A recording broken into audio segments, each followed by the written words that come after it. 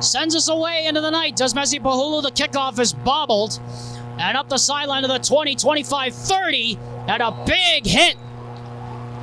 Well, what a start to the game we just had.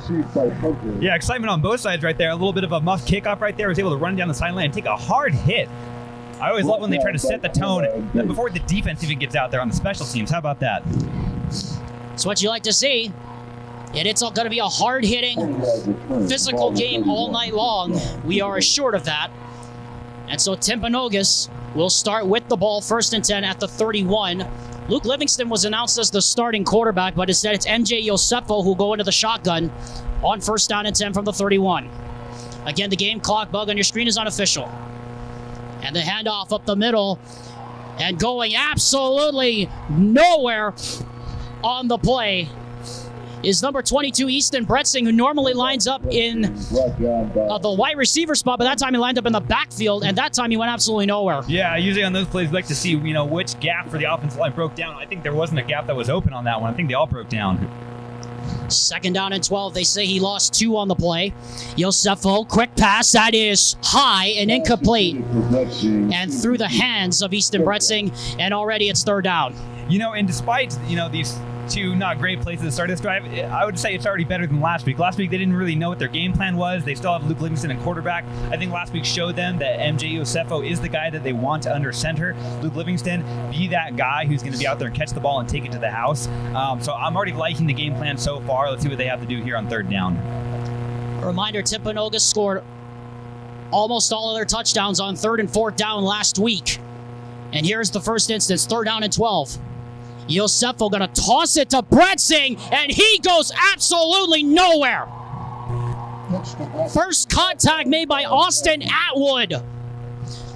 And it's 3 and out for the Timberwolves, and the Bruins are gonna get the football to start the game. Yeah, great job by Austin Atwood right there. He knows that MJ Yosefo, this whole defense should know that guy can run as well as throw. So he's watching him, waiting for an option play right there. Sees the running back get it and tracks him down for the tackle for loss. Back to get the punt is Lucas Bautista. To kick it away, Harris Reed for the Timberwolves. Just underway here in the battle of the City Triangle. And once again, Timpanogos is a man short on the punt formation. We saw this a couple of times last week. Play clock down to 4. It's a low snap, and now we have a flag. And I have a feeling, I think this is going to be an illegal motion against the Timberwolves, and it is. That's the signal. Yeah, it's interesting because they had that kind of punt. Pretty much every punt they had last week, they had that sprinter come down in the middle and go down as soon as the hike was released right there. Oh, delay of game. How about that? Well, the signal from the line judge was that it was an illegal motion infraction going towards the line of scrimmage. This time a better snap for Harris Reed. And it's a good kick. Wobbler that will drive Bautista back to the 32. At the 40. And he'll get swallowed up at about the 43-yard line by a sea of white shirts. Yeah. So the T-Wolves go 3 and out, and now we get to see Mountain View come out for the first time, and here comes the sophomore quarterback, Lotoa Lessa. Yeah, and, they have a very good running back. They do a good job of throwing it out to the flats. I'm excited to see if they're going to go to that or if they're going to go heavy on the deep ball to the outsides. I think that really is, their quarterback strengths right there. Let's see if they play to them. And how about that punt? We saw the Timpanogos punter before this game. He was just kicking these long balls with great hang time out there. He allowed, unfortunately, the returner for Mountain View was able to get a good return on that, but great punt. Well, that happens when you're at elevation, Alex Amrine. You get air underneath the ball a lot of the times. Lessa will go into the shotgun on 1st and 10. Ball at the 42-yard line. Takes the snap, hands off to Pahulu. Pahulu with a hole, midfield, out to the 45, and a first down for the Mountain View Bruins. Messi Pahulu, who had 130 yards rushing last week, already picking up close to 20 on that one there, Amrine, and the first down of the game for the Bruins. Yeah, good job right there. He got the ball, was able to scan, see where the linebackers were, wiggle his way, and get a nice about 12-yard gain for the first. Up tempo now. Here comes Mountain View. Triple wide receiver lines up to the right. Pahulu, the lone setback in the left hip pocket of Lotoalesa, who drops the pass on 1st and 10. Pressure coming off the edge. Steps up, and he goes down. Aiden Vongsoan on the safety blitz. 16 sacks as a team on the season for these Timpanogos Timberwolves, and there's number 1 on the night, Alex Amrine. Yeah, well, that's one of my favorite plays when they bring the secondary into the action right there and get him on the blitz. And, you know, good job at least avoiding the first pressure, but came down from behind. Good job holding onto the ball right there. It looks like that might have been loose for a second. Lotoalesa now on 2nd down and 16 from the 49. Lessa looking, steps up, gets away. Now he's going to take off and run. You'll get the yardage he lost back plus a couple more. And he'll pick up, call it about maybe 8 yards. It'll be 3rd down and a manageable 6 or 7 to go here. Call it a long 9 here for the Mountain View Bruins. Yeah, and Lessa right there, he was looking left immediately and saw the pressure break down in the pocket. Did a good job scrambling out, getting a few yards, making the 3rd and manageable. Triple wide receiver lines up in tandem to the left. Pohulu again, the lone setback with Lotoalesa. 3rd down and 9 now from the 44. Lessa looking, rolls to his right, hit as he throws into double coverage, and it's caught! Somehow inside the 20, making the catch for the Mountain View Bruins is pass complete to Mullen. Ty Mullen. Out inside the red zone. Boy, a play that looked like it was going nowhere. Picks up 29 on that one, and it's 1st and 10 inside the red zone. Yeah, that looked like just a bit of a missed job right there by the Timberwolves secondary, but a good job by Mullen hauling that ball after it was initially juggled. And Lessa was clobbered as he threw the ball up in the air. It looked like it was a wounded duck, but somehow Mullen came back for it. Now 1st and 10. Now we have a flag. And a false start upcoming here against Mountain View. Randall Silcox is our referee. How about that ball on that last throw with the hit? Yeah, that was a beautiful throw. And by the way, sorry folks, it is not a false start. It is an offside penalty against Timpanogos. Pardon my error. Again, Randall Silcox is our referee.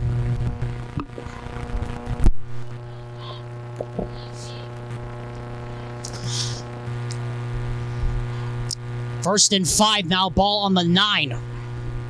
Again, Pohulu lines up as the single setback. High snap, hand off to Pohulu, goes into the stack, and he'll pick up about maybe 3. Down about the 7-yard line. They'll call it officially 2. Yeah, right there, just trying to punch it up the middle, get that running game going. We saw a bit of... Let's see if they can punch it in through on the ground here. Just underway here at Mountain View High School, the Bruin Bowl on a beautiful night. Kickoff temperature close to 94 degrees. It is a hot night to say the least here in Orem, Utah. Has been for most of the week. Lessa, pitch, Pohulu, right side, trying to get the corner. And he is not going to make it. What a play on the edge there by Tage Lister. Lister collapsed right down from his free safety spot and did not allow Pohulu to turn the corner to bring up 3rd down. Yep. We know what a good job Lister does on crashing on plays. We saw last week he was able to read a good coverage, get a pick to basically seal the game. Good job right there, reading the play and then coming down to make the tackle. So 3rd down now.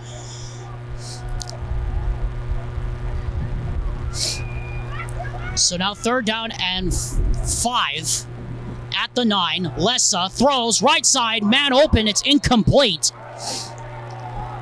Intended to the near side for Bo Peterson, the leading receiver, and it's 4th down, and it's decision time coming here for head coach Abe Pahuska.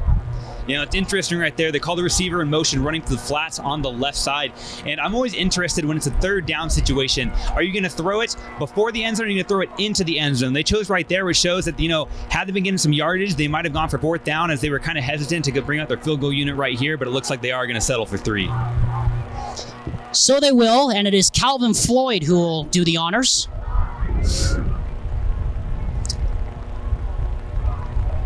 This officially a 29-yarder. It is placed, it is kicked, and it is good. Field goal is good. by Floyd. So Calvin Floyd hits the first field goal of the game, and with 6:43 to go here in the first quarter, it is 3-0 in favor of Mountain View. You're watching KSL Sports Rewind's coverage of high school football. At UCCU, we'll provide you with a low-rate line of credit that makes it easy to access the equity in your home with no fees or closing costs. Simply complete an application on your phone or computer and select the low-rate option you prefer. And then sit back and enjoy the peace of mind that comes from knowing you have a low-rate line of credit. Ready for whatever life throws at you. To learn more or start your application, visit uccu.com or stop by any branch.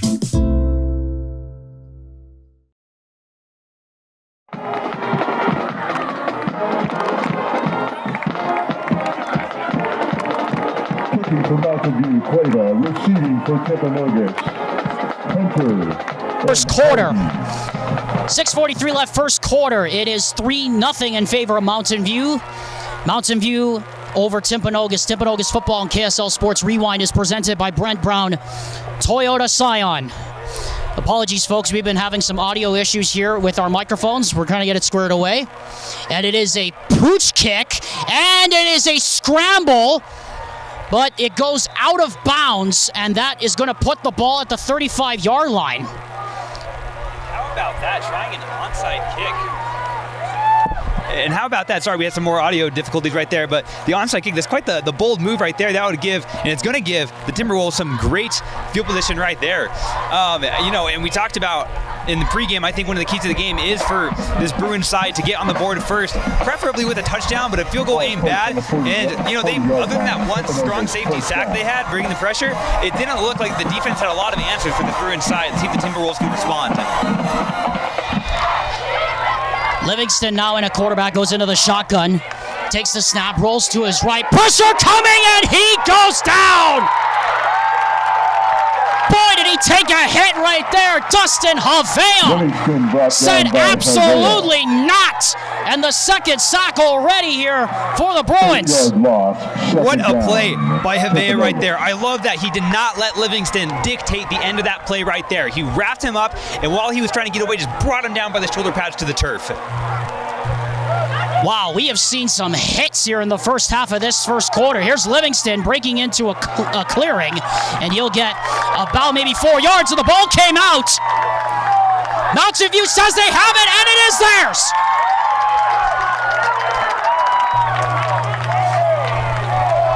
Or is it? No, they're going to say it's third down. Wow. Livingston brought down by Cueva. I saw Havea go for the ball as soon as he wrapped up Livingston right there before when he was initially brought down. And, that could have gone either way right there, but the rest say it's Timberwolves' ball. So third down anyway, third down and a mile here. Livingston looking for Bretzing, doesn't have him, and now he's going to throw for him on the flat. He's going to need a block, and he is not going to get the first down. He is brought down a couple of yards shy of the first down to the 48. And I would think a betting man here says it's fourth down, you're going for it, and they are. And we're going to get a timeout by A. Poduska.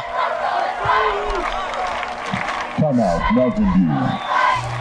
Wow, Alex Amrine, what a start we've had to this second leg of the City Triangle. I know this has been a very, very exciting game. Last week we saw both sides kind of struggling to figure out both offensively and defensively. Both teams right here seem to have a pretty good idea of what their game plan is. Timberwolves a bit more on the struggling side. I like the call here to go on 4th and short. Props to Austin Heath right there, the coach. Let's see if they run on the ground. I'd be looking for MJ Iosefa right here to run the rock.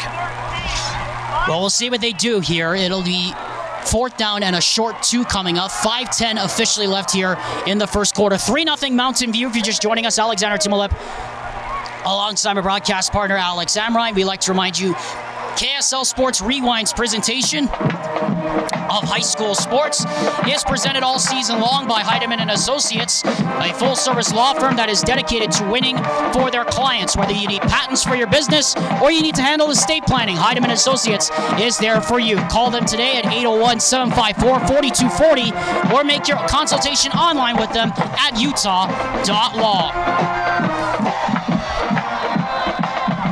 Livingston, Iosefa line up in the backfield. 5:10 5:10 officially on our clock left to go here in the first quarter. 4th and 2.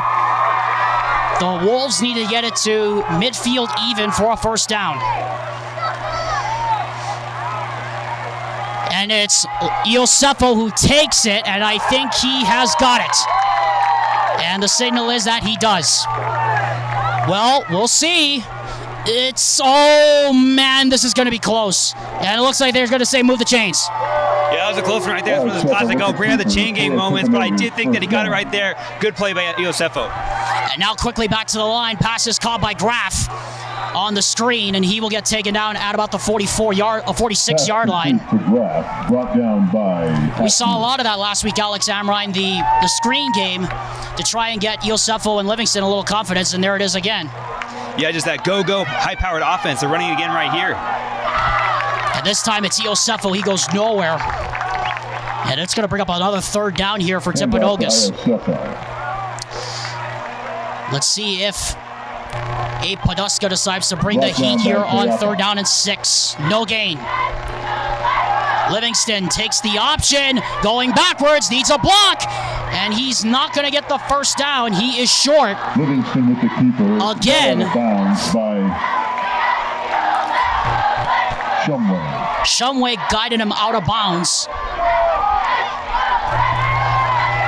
And now 4th down and 3 again, and again it looks like Timpanogos is going for it. They have triple wide receiver lined up to the left. Gabe Graf is on the bottom of the screen to the right. Iosefo in the backfield. Another 4th down. Livingston to throw. Throws. It is complete, but not going to get the first down. In fact, it's an incomplete pass, and that is a turnover on downs for the Timberwolves. Yeah, no, I figured that we're going to do a screen right there, but it was kind of a weird, just little, comeback route on the outside. It didn't really look like he was planning to go anywhere. It looked like one of those routes where he should have run to at least the first down marker and then turned around, but he stopped about 2-3 yards short. Now it's Bruins ball. Not a huge fan of the way that play was drawn out and executed. Yeah, very poor execution there on the part of the Timpanogos Timberwolves with 4:20 left here in the first quarter. And the play clock is running here. And it looks like we're going to have a delay of game penalty.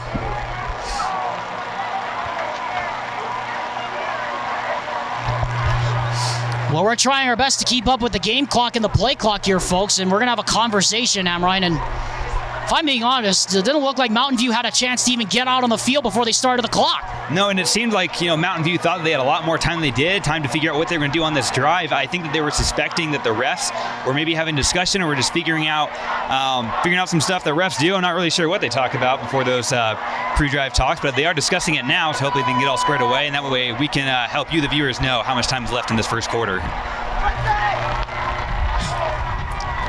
I would really love to know what goes on in those officials' huddles down there. What do you think they talk about down there?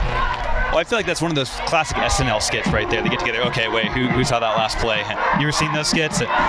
Yes, I have. It's like who's got who on the line, kind of. Yeah, no, I'm right there like, okay, who forgot to tell them to stop the play clock right there? I'm always a big fan of those little things in football that we're all wondering about, but we never truly know what's going on right there. We're glad it looks like they finally got squared away. And once again, we are having issues with the play clock, and Abe Poduska is going ballistic down here on the sideline.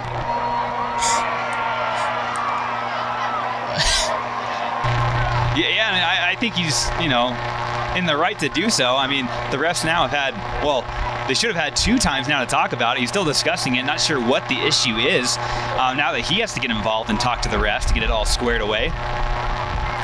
And here comes Randall Silcox. The white hat you see in the screen is Randall Silcox. That's our head referee. And meanwhile, Abe Poduska is still trying to plead his case that they thought they had a lot more time than they did, and I don't think he's going to let this go anytime soon, Amrine. And now Silcox is telling him to tone it down. Yeah, I mean, I think it's kind of unfair that there was a delay of game penalty. The ball's pushed back 5 yards. Not the way that you want to start off a drive, especially after, just scoring. Your offense is on a roll. You want to keep that momentum going. You don't want any time for the players to get complacent, for them to get tired. You want to just have your game plan executed. You don't want any time to think it and get in your own head right there, and especially give the defensive side more time to plan and prep. Well, it looks like the discussion's over. Poduska is happy with it, but, well, at least satisfactorily, I think, to his chagrin. But anyway, off we go again. So after that long stoppage, it is still 3-0 in favor of Mountain View. Alexander Timolip and Alex Amrine, the voices you're hearing right now, here inside the Bruin Bowl on a 90-plus degree Friday night. Oh, now I see what the issue is, Amrine. If you look over to the north end zone over here, Amrine, the play clock over there is out. Not only that, both play clocks have gone out. Oh boy. Yeah, I don't know what's going on here. They need to figure out some electrical issues. Now, this issue is beyond my skills.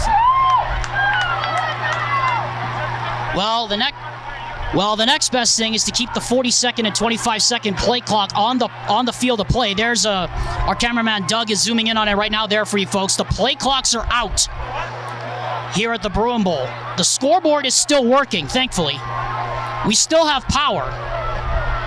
But as our cameraman Doug just showed you, the play clocks are both inoperative here at Mountain View High School, so it looks like we're going to go old-fashioned and keep the 40 and 25-second clocks on the field. Lessa on first down. A layoff to Pahulu, and that pass is incomplete. Thrown a little bit wide of him. And it'll be 2nd and 15. Yeah, they're going to Pahulu a lot. I saw in the highlights last weekend's Juab, he had a very good job of just, creating something out of nothing in an open space right there. He's able to read the blocks really well. We've seen it a little bit through the air, on the ground right there. Unfortunate, because it looked like he did have some space in front of him. I'm curious to see how often they're going to go to him the rest of this game. Lessa on 2nd and 15 takes a hit, throws down the field. It's incomplete. And it'll be 3rd down and long again for the Bruins, as Floyd was the intended receiver on the streak route down the near side. Miller in coverage. Yeah, he's got to be careful on that. Tyler Hunter playing strong safety came crashing pretty hard, a bit too hard. If he stayed just, with a bit of cushion right there, that could have easily been an interception. 3rd down and 15 now, ball at the 40, about at the 38 rather. Lessa, with so much time, he can read a book back there. Now it starts to break down, gets out of the pocket. Now he'll take off and run, gets past the first wave, and he is going to be, oh boy, this is going to be close, Amrine. Yeah, and part of football is playing with the cards that are dealt to you. Right there, he felt pressure. He rolled out right. I think he had that temptation to throw it deep right, but he made the right decision right there. He knows that he can move the ball with his legs, and he gets so close right there. 4th and short, and it looks like they are going to go for it. It is going to be 4th down, fourth and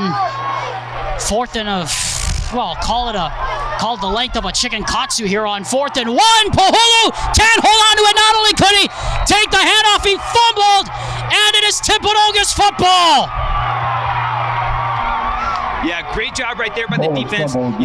Just crashing the A-gaps, stopping them, not even getting an inch on that play right there. That's the kind of momentum that a defense is able to give to an offense. Now, let's see if this offense can get out here and at least tie the game or get some points on the board and make things really interesting. Well, Timpanogos needed to get off to a quicker start than they did last week. They haven't been able to do it so far. Again, the play clocks are out here at the Bruin Bowl, but we still have our game clocks operative. Iosefo looking, throws to Livingston, double pass, and Livingston looking, throws down the field. He's got a man open, and it's caught. Gabe Graff, touchdown, Timberwolves. Pass complete to Graff. Don't blink, cause you'll miss it. Gabe Graff, a 48-yard touchdown reception from Luke Livingston, and the T-Wolves jump on top with a trickery. Yeah, what a bold play call right there. We didn't see anything really that crazy last week over at Timpanogos High. That was a great job right there by Luke Livingston. Obviously, catching the ball, sensing the pressure, rolling out further to the right, and throwing the ball all the way down to the field to the 10-yard line for Graff, who took it all the way to the house. Talk about a spark.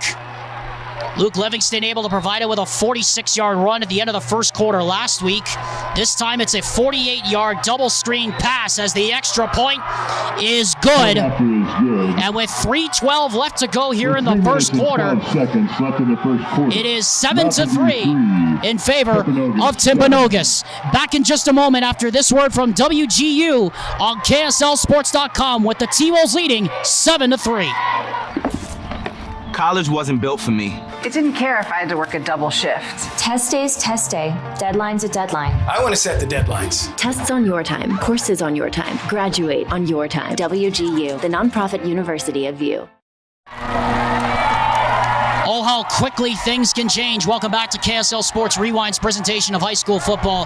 Timpanogos football at KSL Sports Rewind is presented by Brent Brown, Toyota Scion, Alexander Timolip, and Alex Amrine talking through a single microphone here at the Bruin Bowl in Orem, Utah. After the turnover on downs, Luke Livingston, a 48-yard touchdown pass to Gabe Graff. Harris Reed set to kick off with 3:12 to go. Alex Amrine, I should point out, Livingston's 15th total touchdown of the season in 4 games. Yeah, and like we talked in pregame, he can do it all right there. A great deep ball right there. Had plenty of hang time to get over the free safety, to get it to Graff. I'm excited to see what the rest of this quarter has to offer us. The rest of this game, really, I'm excited. Up here on the top of the broadcast booth, Alex and I are getting cozy, sharing the same mic. Touchback out to the 25, out to the 20-yard line. That's where the Mountain View Bruins will start. So now interesting here, Alex Amrine, that the Bruins have taken a punch. It's time to see what Lotto Alessa's got in his arsenal here to respond. It's always interesting because being behind, it always kind of changes the way that you play. When you're up like they were before, well, of course, just by a field goal, it does change kind of your dynamic. You're, a bit more confident in yourself. You feel like you can take a bit more shots. We'll see if Podeska, is bold here, wants to call some deep balls. We've had a lot of rolling out of the pocket throws, which can be kind of dangerous. One, if they're bringing pressure, but also two, if the secondary's on their A game. And they got some ball hawks back there, as we know. Lessa will go empty backfield here on 1st and 10 from the 20. Pohulu now motions out to the left. He gets the reception on 1st and 10, breaks a tackle, breaks another. He'll get about 9. Out to about close to the 30-yard line. Brought down on the play by Nash Price. Yeah, not only does Pohulu have great speed and great hands, he's kind of a bit of a freight train, too. He's got that kind of intimidating look, the hair flowing in the back of the helmet. He just looks cool. As a defender, you don't want to run into that right there. He came charging down, drops the shoulder, gets a good gain of 9. Yeah, it reminds me almost of a Nady Lawa back in the day, if anyone remembers. University of Hawaii running back under June Jones. On the 29 now, Lessa fakes the play action. Here comes the blitz, and that is picked off. That's Tyson Miller. Goodbye, touchdown.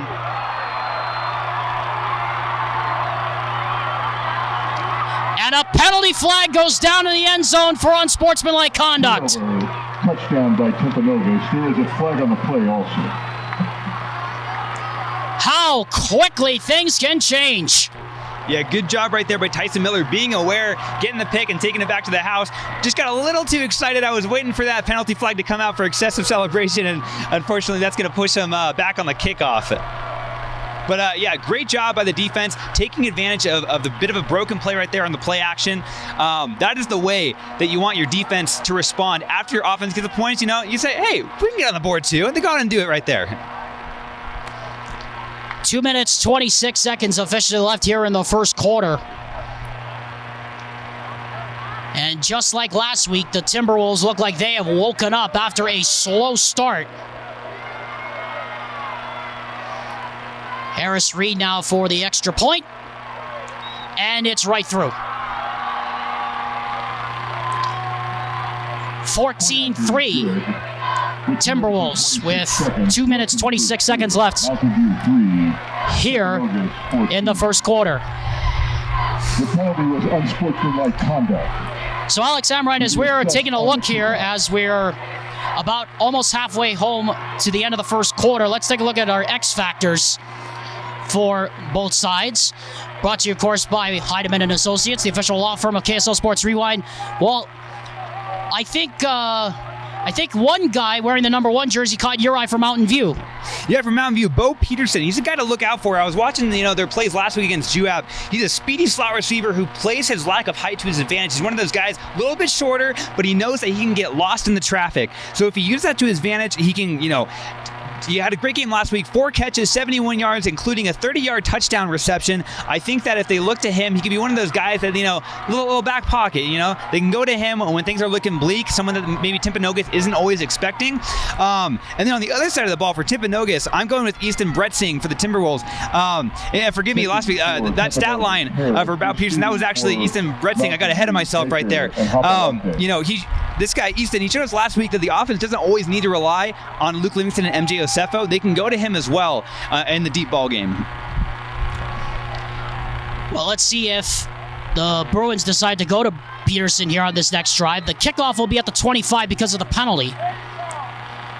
And Reed's kickoff is a deep one, and it will drive all the way into the end zone, and by rule, the ball is dead. A touchback to the 20.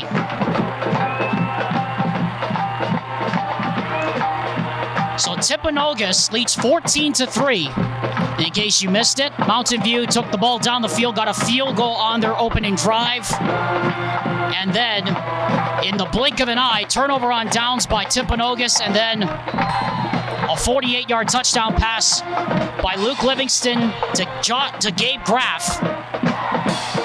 And then, I guess you could say it was a pick six. I mean, it was a fumble that was returned for a touchdown, but goes either way. Either way is saying it's I guess it's a fumble return or a pick six, whatever you want to call it, and that's where we are right now, 14-3. Lessa hands off to Pahulu. And Pahulu will get about maybe 5 before he's brought down there by Aiden Vangsawad. Yeah, and this is one of those plays where they probably are going to go back to fundamentals. And, off of that fumble, they want to just make sure, of course, that they hold on to the rock, that they do their job. You know that I'm a big proponent. I'm a big fan of that, right? Being a New England Patriots fan. But, when you have those kind of mistakes, you need to make sure that you're doing everything possible to make sure the defense doesn't get any freebies right there. Down by 11 right now, they got to make sure that they can get some points on the board and make sure that the game doesn't get out of hand. Lessa going to take off again out of the pocket, and he's going to pick up a first down and more as he gives a bit of a shove to Aiden Vangsawad on that near sideline. And Lessa has a first down across the 30 to the 35-yard line. That will move the chains for the Bruins. Yeah, another good job right there by Lessa, avoiding pressure, getting the first down. As he's going out of bounds, give a little bump to that defender. Show him that it's your field right here. This is your home turf. Show them that you're going to be the one that's going to be more aggressive. Pahulu out of the game now. Peterson goes in motion to the right. And Lessa on 1st and 10. Pass is deflected and incomplete as they try to set up the RPO right there. And that one probably should have been picked off. Yeah, that was a good job right there by Jaden Robinson, middle linebacker. Perhaps he doesn't have the hands of all the secondary right there, but a good job just being aware, because that was a quick pass right off the get-go. And at the very least, that's got to give, the linebacker core some confidence. Hey, we can get in this passing game as well. We can disrupt things. Lessa will now line up with Pahulu at his left hip pocket. On 2nd down, handoff to Pahulu. Pahulu slips through a crease. Pahulu gets a block, and he is going to be brought down at the 45. That's enough to move the chains for the Mountain View Bruins. First down, Mountain View. And after having 130 yards last week, it looks like the game plan is get back to the fundamentals, Amrine, as you said, and Abe Poduska must have heard you because they're handing the rock out to Pahulu and just letting him go. Yeah, one more thing about Pahulu. I would love to see the stat line for him for yards after contact. This guy just gets banged around, just keeps on going like a bowling ball. Great pickup right there. Well, here it is again, and look at him just carry people with him into the gap. I mean, that's Cody Hawks who's trying to ride him down from behind, but that's a big dude you're trying to bring down riding his back. Yeah, and Pahulu took a little bit of shot right there as he was going down, but he doesn't look shaken up at all. He's ready to run this rock again, perhaps even catch it. We haven't seen them go to that as much as we have, previously in this first quarter right here. I'm interested right now. It seems like they've gone to him quite a bit. I'm going to see if they're going to go through the air and get something going through the air right there. Bo Peterson lines up in the slot, but they're going to hand it to Pahulu again, and this time he goes nowhere.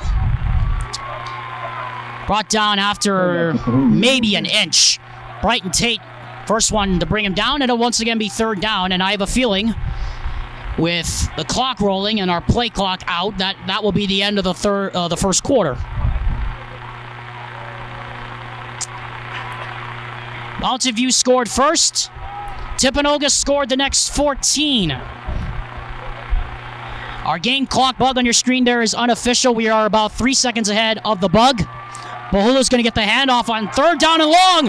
Or rather, that's Cuevas who gets the handoff, and he's going to pick up the first down and more, and that will take us to the end of the first quarter after they set the chains. I mean, Amrine, just power football right up the gut. Yeah, and how about this running back duo right there? Cuevas just, also kind of got that bowling ball looked at him like he's just charging right there like a bull. I really liked how he just, he stumbled for 4 or 5 yards to the end of that play. That's a great way to, end this first quarter, set you up with a fresh set of downs, start the second. What an interesting first quarter we had. Mountain View scored first. Timpanogos scored the next 14. What happens next? We'll be back in 30 seconds after this word from Western Governors University. You're watching Timpanogos football presented by Brent Brown Toyota Scion on KSLSports.com. College wasn't built for me. I didn't care if I had to work a double shift. Or if my kid had a fever. Deadline's a deadline. I want to set the deadlines. I want to take tests when I'm ready. I want to take courses on my time. And speed up when I know my stuff. I want a university that cares about me. Tests on your time, courses on your time, graduate on your time. WGU, the nonprofit university of you. Welcome back to the Bruin Bowl here in Orem, Utah. Alexander Timolip alongside Alex Amrine talking through one microphone here at the Bruin Bowl. It is 14-3. Timpanogos football. KSL Sports Rewind is presented by Brent Brown Toyota Scion. We are here for the second leg of the City Triangle. Loto Alesa will line up with Cuevas in his right hip pocket. He'll play action to him. Now throws. That is complete. And breaking a tackle and getting down inside the 20. Down to about the 10-yard line is Ty Mullen again. And it's first and goal again there. Or rather, it's first and 10 for the 15 there for the Bruins. Yeah, great grab right there. He had some pressure coming from behind. A good job by Tave Lister, making sure that he didn't get away right there, tugging onto that jersey, holding on for dear life, bringing him down about the 20-yard line. Good pickup right there, cutting the field in half right there. In the red zone right here, of course, your playbook starts to shrink a little bit as you grow near to the end zone. So I imagine they're going to run the ball. Well, Pahulu is in the backfield, and they'll play action to him. Now throw, and the pass is incomplete. Again, that's Logan Wheeler getting his hand on it. And it'll be second down and about 10 to go from the 15 for the Bruins. And they tried that RPO quite a bit. Yeah, no, they have. I think it's a clever way to, one, expand your playbook and keep the defense guessing. Play action is one thing, but RPO, it really causes you to read the eye of the quarterback and figure out which way he's going to go. And of course, that's a lot of confidence in a young sophomore quarterback to be able to make those kind of plays. Pahulu gets the handoff, and he gets wrestled down in the backfield. We call Logan Wheeler's name a lot, and there he is again, along with Tyson Miller, who got the fumble return, or I guess some people would say it was a pick six for the T-Wolves earlier. And once again, it will be third down. Yeah, I feel bad for misleading the audience right there when I called it a pick six. I was looking down at the game notes on my phone. I looked up. The next thing I know, I see him having the ball run to the end zone. I'm like, oh gosh, I don't know what happened right there. But good news for the Timberwolves. And another great play right there. Lessa takes off, breaks a tackle, needs a block, gets it, down inside the 5 to the 2-yard line. 13 yards pickup there, and Amrine, theme of the night again. It was the T-Wolves who torched Hurricane. This time it's the Bruins who are torching the T-Wolves. Yeah, and I'm just really impressed with his ability, Alessa's ability to run, pick up yards right there. You could tell he was kind of smelling the end zone right there. He wanted the score. He wanted to really put their team back in the game right there as he was falling for the end zone. Unfortunately, he falls about 3 yards short, set up first and goal. From the 2, first and goal. Lessa, Poholo, did not get there. He got maybe to the half-yard line, so it'll be second down and I would say call it a spam musubi here. If that. What was that last thing you said? Oh boy, I know I'm going to get wrecked for this. I said fourth and a chicken katsu earlier. Now I said second down and goal. Second down and a half yard to go. Second and a spam musubi about, but it looks like it's about 2 or 3 actually. You know, I just need like a legend or a key card. Just know what how to translate these things. Poholo the handoff. Poholo the touchdown. Messi Poholo into the end zone, and the Bruins do answer back. Yeah, and a great play right there by Pahulu. And like we talked about earlier, this is a guy who just loves to drop his shoulder. He loves to invite the linebacker to say, yeah, try to take me down. Try to bring me down. And right there, you're not going to when it's right on the goal line right there. I mean, the defense can do all they can, but at the end of the day, that's a touchdown, 9 times out of 10. Unless you got a big linebacker right there, Pahulu wins that battle. And it looks like we have a Timberwolf down. Welcome back to KSL Sports Rewind's presentation of Timpanogos football. Presented by Brent Brown, Toyota Scion. We apologize for the long delay. We were in an extended injury timeout. And it looks like the Bruins are going to go for 2 here. With 9:54, Messi Poholo just put it in the end zone. So from the left hash, it'll be the Mountain View Bruins going for 2 here. Interesting call, though, Amrine. Still long ways to go here in this one. I know. With 2, I mean, it would mean a tie game with a field goal. So there is that. But so early in the game, it's not like one of those things where, like, you have to do it. If they don't make it here, they're down by 5. There's all these different scenarios with points and stuff right here. But I guess, keep that momentum going. You just scored. So Randall Silcox, our referee, getting back into position. As we are ready to go for the 2-point conversion. Lessa, looking, rolling. Lessa for the corner! Got it! 2-point conversion. Remember that call right there. Loto Lessa, the sophomore, takes it into the end zone for the 2. And just like that, Alex Amrine, we are in a 3-point game. What a gutsy call by Abe Podolska. Yeah, and right there at the start of it, I was looking at those 2 receivers because I was thinking, okay, maybe they're running a pick play right here, or maybe they are going to, hand it into the backfield, try to score again on the ground. But the secondary was playing really tight to their men over there on the right side of the field that's closer to us. He rolled out to the pocket, and I was like, okay, it looks like he's going to run for the pylon. He was able to beat the linebackers and the rest of the secondary to it. 3-point game. Well, Alex Amrine, if you thought this game was exciting, guess what? We've got more football on the way next week. KSL Sports Rewind will bring you live coverage of high school football next week. Join Dane Stewart and Moose Bingham for the game of the week as the Skyridge Falcons and McKay Hillstead head to Provo to take on the Timp View Thunderbirds. Coverage begins at 7 o'clock p.m. next Friday night on KSLSports.com. No one does a Friday night like KSL Sports Rewind. The City Triangle Showdown, 14-11, Timpanogos. Cueva set to kick it away. And it is another short pooch kick headed to that sideline, and it will fall out of bounds. And again, another flag.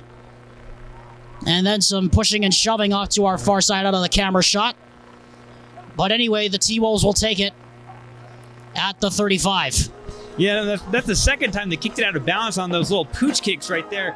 I'm not really sure why that is. Maybe just to switch things up, catch the special teams off guard right there. But once again, this is going to set up the Timberwolves with great field position to go back and respond to that offensive drives that the Bruins just had. They're up by 3 here. They can, the way their offense is rolling, and with that great trick play, I mean, they have all the reason in the world to go out and score again. MJ Yosefo now goes into the shotgun. Empty backfield look for him here. On 1st and 10 from the 30. Livingston goes in motion, and they're going to swing it out to him again.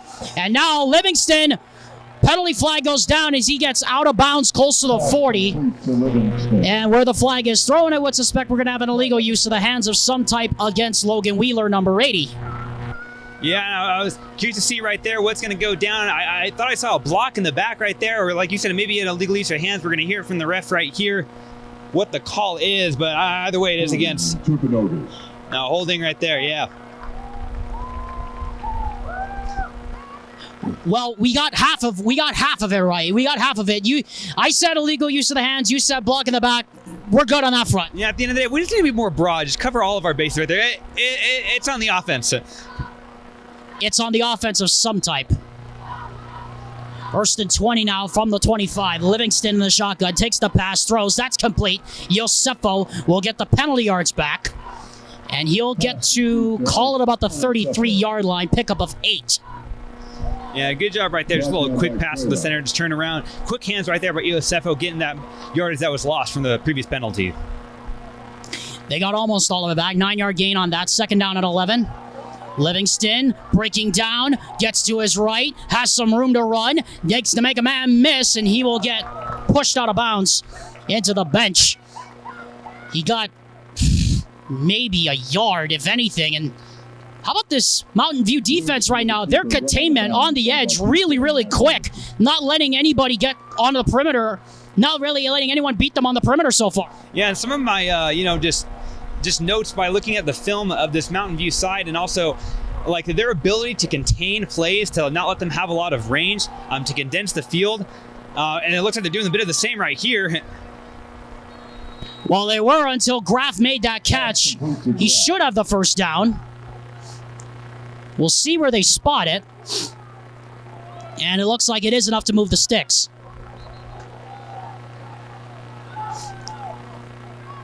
Well, now Randall Silcox is holding up play here. Now he'll roll the clock here. Of course, the Mountain View fans didn't exactly like the spot. Here is an option keeper here for Livingston, trying to get around the perimeter. He does. Breaks a couple of tackles. Still on his feet. Into the secondary. Livingston has a first down inside the 40. Boy, Luke Livingston looking like Marshawn Lynch right there, breaking through several tackles on that one. Yeah, beastquake mode right there. I think I saw about 4 or 5 Mountain View players on the ground after missed tackles right there. Just could not wrap him up. Luke Livingston doing a great job. Smacking his hands and get out of here. I'm carrying the ball. I'm getting the first down. Now it looks like right here it's going to be a timeout for the Mountain View side. Discuss things after that great play by Luke Livingston. Well, we certainly had our share of Luke Livingston plays last week for the Timpanogos Timberwolves here early in the first half. We'll be back after this word from Western Governors University on KSLSports.com.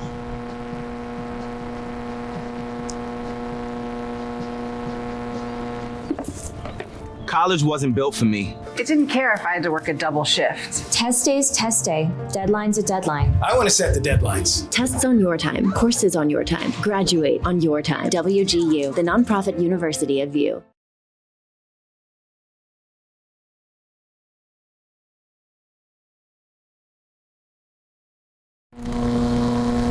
8:40 left in the first quarter, or the first half rather, here at Mountain View High School. Alexander Timop alongside Alex Amrine for Timpanogos football and KSL Sports Rewind, presented by Brent Brown Toyota Scion on this pleasant Friday night from Orem, Utah. And Amrine, I warned the viewers at home before the game. I warned everybody around me before the game started. It's still the City Triangle. It's still a rivalry game, and so far we're seeing why. Yeah, no, and there's some great, something that I love. Of course, you don't want things to get out of hand, but, a little feisty, a little pushing and shoving after plays. And, when you have this back and forth like that, it just makes it a constant boxing match. Oh, it's a fumble right there. Ball's on the turf, and Mountain View has recovered it. Fumble. Ball recovered by Teapa. Mountain View, first down. Tonginoa Teapa with the fumble recovery. And just like that, Mountain View back out there on offense. Well, right there, That's a great job by the defense. We saw on the Timpanogos side of the ball, we saw Timpanogos score a touchdown. Then we saw the defense score a touchdown. Now it's Mountain View's turn. They scored a touchdown on the offensive side. Now their defense makes a good play, jumping on a loose ball. This from a botched snap right there. And this, like I was just making the comment before that play, this is what makes these kind of games great. The back and forth, the unpredictability. This is no scripted event right here.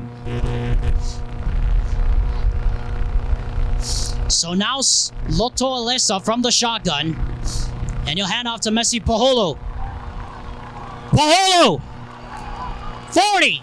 Out of bounds inside the 40! Hand off to Pahulu. Messi Paholo 24. showing you what he's made of right now. 29 yards on that one. First down, Mountain View.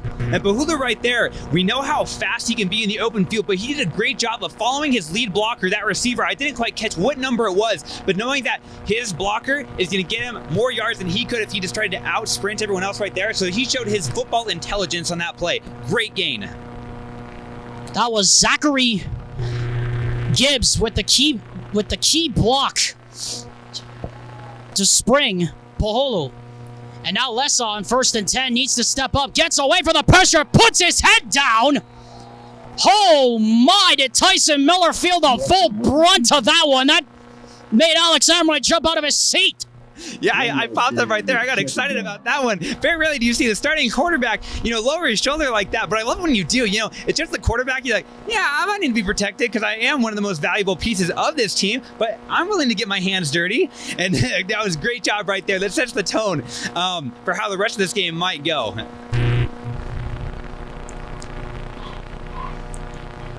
Whew. Nothing much you can say here, folks. What a first half we've had. Lessa looking, down he goes. No chance on that one. Brighton Tate again. Uncontested into the backfield.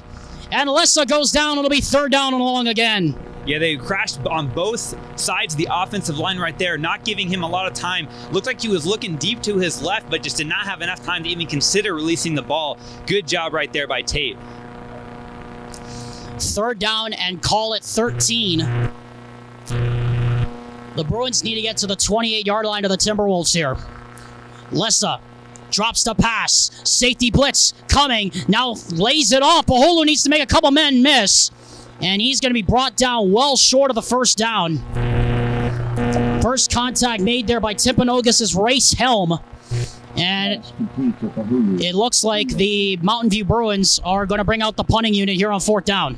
Yeah, and right there, while they're not able to convert on 3rd down, forcing the punting team to enter the field, I think that was a really good play by Lessa, just, feeling the pressure. They brought that corner blitz again, but right before he was about to get hit, he just swung it out to the running back, was able to at least get a few yards. At the end of the day, I think that's just a great job of showing position of quarterback. Austin Atwood to kick it away. Tyler Hunter back to receive the punt. It's a low snap, but Atwood gets it away. It's a good one. And it's going to bounce into the end zone. Touchback out to the 20-yard line. That's where the Timpanogos Timberwolves will take over with the football. When we come back on KSLSports.com after this word from UCCU. At UCCU, we'll provide you with a low-rate line of credit that makes it easy to access the equity in your home with no fees or closing costs. Just complete an application on your phone or computer, or stop by any branch.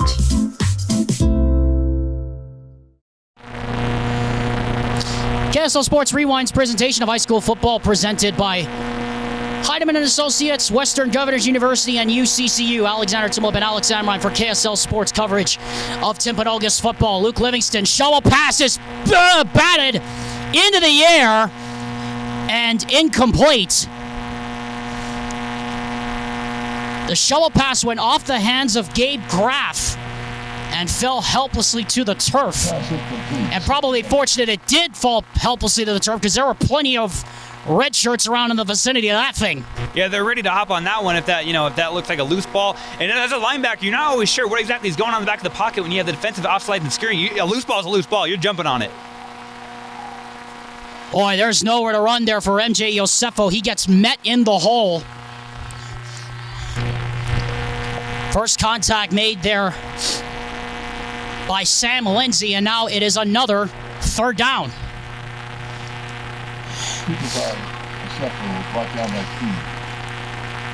Livingston, and a flag. I think I know what this is. Yeah, we've seen our fair share of flags so far tonight. We've seen one unsportsmanlike conduct, a few illegal motions. We saw, what was the other one? Holding. Saw holding. One thing that I've noticed so far about this game, while Timpanogos is leading, they've scored quickly. And so one thing to think about is how much rest you're giving your defensive side. While an explosive offense is great, that can be detrimental to the other side of the ball. And with, a Mountain View offense that shows how high-powered they can be, that might lead to them being a little tired. Livingston going to take a shot down the field. It is incomplete. Pass intended for Harvey, incomplete. Parker Harvey, the intended receiver on the post route, had to go in and out of his hands. And Timpanogos goes 3 and out, and they'll have to kick it away. Yeah, right there on that play, one thing that's just unfortunate is as the ball is going up, it's a pretty good ball, perhaps a bit underthrown. But one of my biggest pet peeves wide receivers, and when they put their hands out when the ball still has tons of hang time left, wait for the ball to come to you and then jump and get that ball at its highest point. He didn't do that right there, and that sometimes a lot of the times leads to just fumbled balls in the arms, and you don't catch it with your hands. It is a wobbler, caught on the run. At the 50, block at the 40, penalty flag, 2 in fact go down. One man, the kicker to beat, and going down inside the 20 for Mountain View.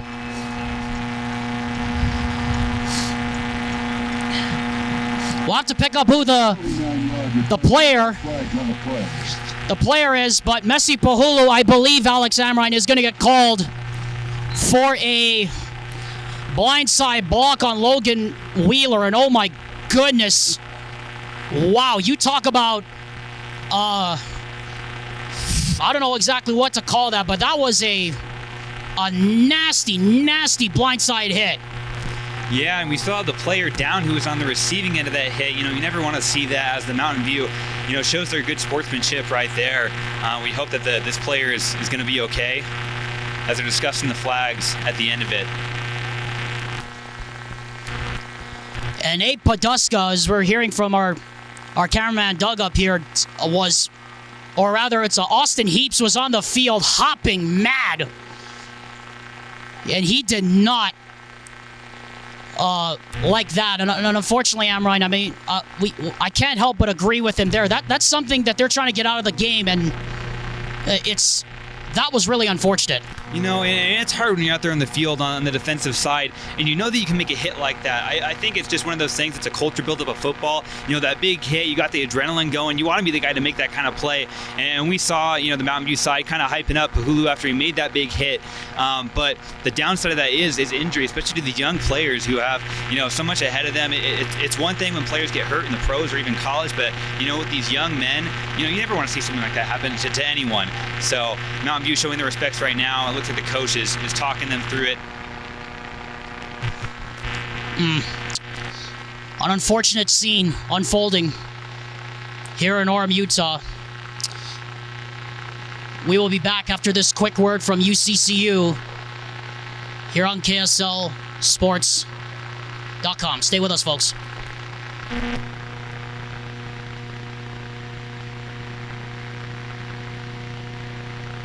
At UCCU, we'll provide you with a low-rate line of credit that makes it easy to access the equity in your home with no fees or closing costs. Just complete an application on your phone or computer, or stop by any branch.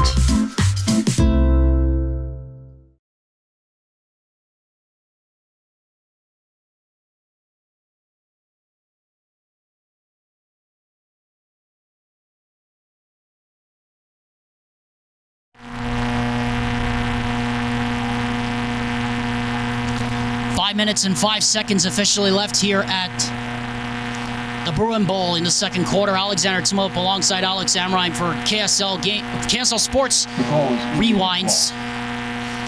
Coverage of Timpanogos football presented by Brent Brown Toyota Scion. The City Triangle gone a little bit too far now. Gone a little bit too far now here in this one. And blindside block leads to a first down from inside the 10. Paholo up the sideline, passes incomplete, and we have yet another flag. There's a flag on the play. And if I got my hunch right now, Ryan, this looks like it's a roughing the passer, and now this is where you've got to control your emotions if you're Timpanogos. If you just saw that blindside block, you have to control your emotions right now. Yeah, I know, and of course you feel that sense of camaraderie and brothership towards your team. You know, you want to kind of, get back at them, but, play the game. That's the best way to get back at a team, is get ahead of them, get the score, and the refs as well as the coaches. Get control of this game. Get control of these young players' attitudes. Don't let the emotions get the best of them. Mountain View, first down. So things getting a little bit chippy here between these two squads. This is the City Triangle. 1st and 10 now from the 48-yard line following the penalty. Peterson comes in motion. Lessa to throw. Blitz coming. Throw. That's wide open. Inside the 20. Down to the 15. And brought down to Austin Atwood. That is first down inside the red zone again. A great job right there by Austin Atwood. And I think that was number 33. That might have actually been Dustin Havea. Made a great play right there in open field down the middle. One of those plays that's great for the tight end runs a post in the middle. You got split safeties. That's money every time if they got no linebackers playing in the high set. First down and 10 now. Ball at the 14-yard line. Timpanogos having their feet held to the fire here. Lessa in the shotgun. High snap, looks to pass, looking, lays it off. It is too high, incomplete. Boy, Messi Pahulu had a lot of room to run out on that right side, and maybe it's better he didn't catch that because he probably would have gotten his clock cleaned out. Yeah, right there, and just letting that ball get away from him. It's one of those throws out of the backfield that's almost so routine sometimes that you don't really even think about it. Unfortunately, it's incomplete right there. But setting up second down, they have all the options in the world right here. Triple wide receiver to the right. Peterson lines up in the slot to the right. Lessa has Pahulu in his left hip pocket. Pressure coming. Gets away. Lessa throws to the end zone. Incomplete. In and out of the hands of Logan Baker. And if it wasn't for Tyler Hunter, that probably was 6. Yeah, Logan Baker right there just waiting for the ball to come into him. I'm always a fan of wide receivers. They go full extension on their arm. Get the ball to them first before they can even make contact. But, right there in the defensive side, you said it was Hunter, correct? Yeah, Hunter, he just made a great defensive play, juggling that ball. As soon as that made contact, that ball was not going to be sticking to his hands. 3rd down and 10 now at the 15. They're inside field goal range here for Calvin Floyd. Lessa rolls to his right. Penalty flag goes down. Lessa throws to the end zone. Pass is batted up and incomplete. There is a flag down. 2 of them, in fact. Flags on the play. There is a flag down in the backfield. 2 of them, in fact, and I think I know what this is going to be, and if I get my hunch right, Timpanogos is going to decline the penalty. Yeah, and I was paying attention to the play itself. Looked like there were some extracurricular activities going on. We talked about last week. We need another word for extracurricular activities. Sounds a little too positive going down. And, the running back right there, after one of the play, he was just driving one of the Timpanogos players into the ground after the play was over, and it looks like it's going to be a holding against Mountain View side. I'm surprised there isn't a further penalty for unsportsmanlike conduct as well. Looks like the ref missed that. Yeah, it has been getting a little chippy here, especially after the blindside block by Messi Pahulu that took out one of the gunners for Timpanogos and left Austin Heaps in a rage. And then we had a roughing the passer subsequently after that against Timpanogos. And now it looks like Randall Silcox, the referee, is going to ask Austin Heaps if he wants to take or decline the penalty. And I believe Heaps said, not taking any chances, I'm taking it. So that is going to make it 3rd and about, I don't know, the traveling distance between Provo and Orem here on 3rd down. Yeah, just a little bit right there. You know, you might look at the positive right here. Now you have a wider field, more options, but at the same time, you're going to want to push them at a field goal range when it's a 3-point game like this. So I'd expect something where they're going to go deep right here, at least try to get in field goal range. Lessa, pass is incomplete. Pass was deflected and incomplete, and that's Logan Wheeler again. And if I get my marbles right on this one, I think Mountain View is either going to bring the punt unit out or they're going to just go all goes here and just see what happens here, Amrine. I don't know what you do.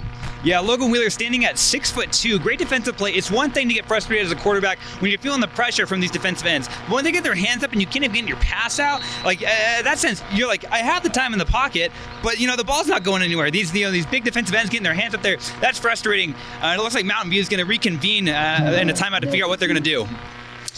That's exactly what they're going to do with 3:56 left here in the first half. And we'll take this time to remind you that KSL Sports Rewind's coverage of high school football will continue. Alex Amrine and I next week will be on our way to Roy as the West High School Panthers kick off continue their region schedule with a matchup against the Roy Royals. Coverage starts next Friday, September 9th at 7 p.m. on KSLSports.com. Also streaming live on the KSL TV app. No one does a Friday night like KSL Sports Rewind. We are here, meanwhile, at the Bruin Bowl.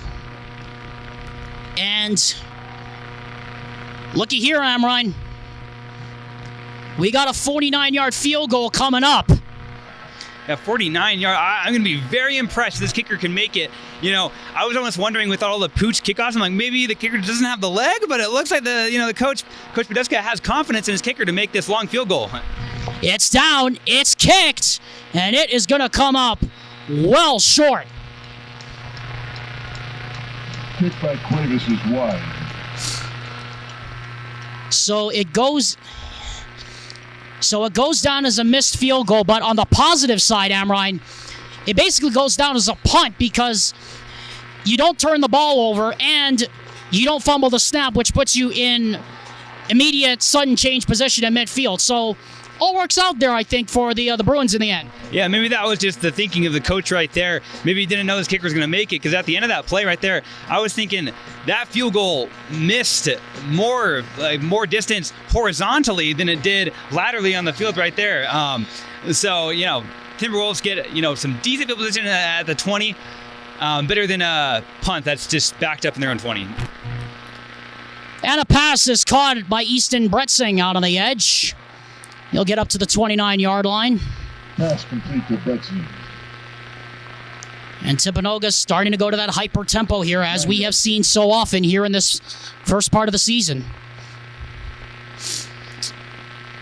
Livingston throws up the sideline. That's Graf. Oh, and he very nearly broke it.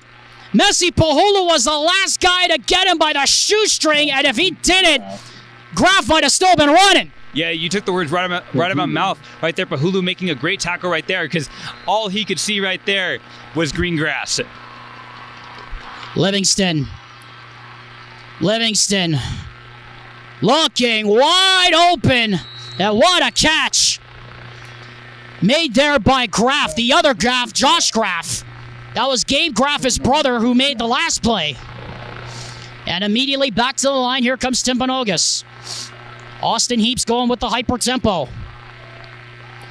And now they're going to read option it. Livingston trying to get to the perimeter, going backwards. And he will do very well to minimize at least the loss on the play. Havea finally brought him down. Yeah, and last week when we were watching Luke Livingston, it really didn't look like many people were up to the task of keeping up with Luke Livingston as far as speed goes. Mountain View have been up to the task thus far. And right here, I'm curious to see what they're going to go to. They did a good job expanding their playbook. I'm going to see if, I'm wondering if they're going to put MJ back at quarterback and make Luke Livingston happen. I don't know right here. Well, we'll have to wait for that. It looks like we got some crampage.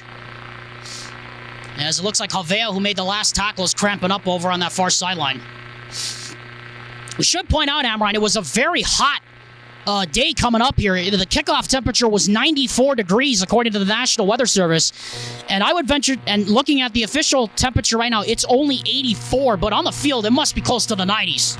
Yeah, I know. When I walked outside to, head over to this game, I was thinking, oh boy, this is going to be a hot one. Thankfully, it's cooled down a little bit, but it's been a hot last few weeks here in Utah. It looks like the weather forecast still shows hot days next week, maybe tapering off at the end of the week, but we might have another hot one on our hands next Friday.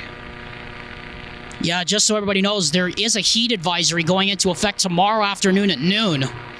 According to the National Weather Service, high temperatures are supposed to get into the triple digits. Very unusual for this time of the year in Utah, but as Amrine said, according to the National Weather Service, it looks like the heat wave is supposed to ease up next week, potentially around Thursday.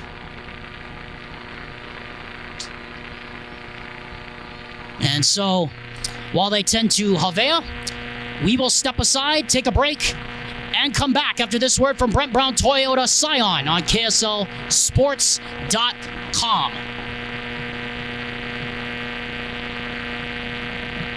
When Brent Brown Toyota in Orem became the #1 Toyota dealer in the nation in customer loyalty, our sales surged. That continued explosive growth leaves us without the amount of used cars to meet demand, paying unheard of prices for trade-ins, or we'll just buy your car outright at Brent Brown Toyota in Orem. Havea is the cramping Mountain View player being helped off the field. He'll go get some fluids back in him. Again, it's a very hot night here in Orem. Alexander Timov, Alex Amrine for Timpanogos Football and KSL Sports Rewind, presented by Brent Brown Toyota Scion. 14-11 our score between Timpanogos and Mountain View.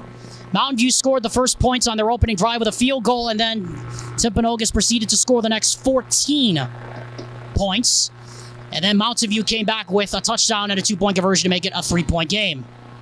Here it's 2nd and 12. We pick it up as Livingston, showing off his Patrick Mahomes boost, throws into coverage. It's intercepted!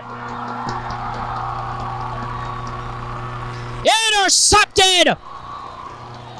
Pass intercepted by Hopoato. Intercepted by Hopoato! Another takeaway for the Mountain View Bruins, their third of the game, and that's is probably one that should have been thrown, and another flag for excessive celebration. Yeah, we were talking about how high the emotions are in this game. We were talking during the break about how it always is kind of chippy, but once there was we saw that illegal hit on one of the punt returns, and that kind of just woke everyone up, as you told me, Alex. And it's so easy to just, not really even think about the penalties. And that's one of those things you got to watch. And in a game like this, if you can get your emotions in control, you see the coach is not pleased with that call right there. He's not pleased with the call. He's just not pleased with his players, letting the emotions get the best of them. While it is fun to, have that kind of attitude, it's going to cost your team big.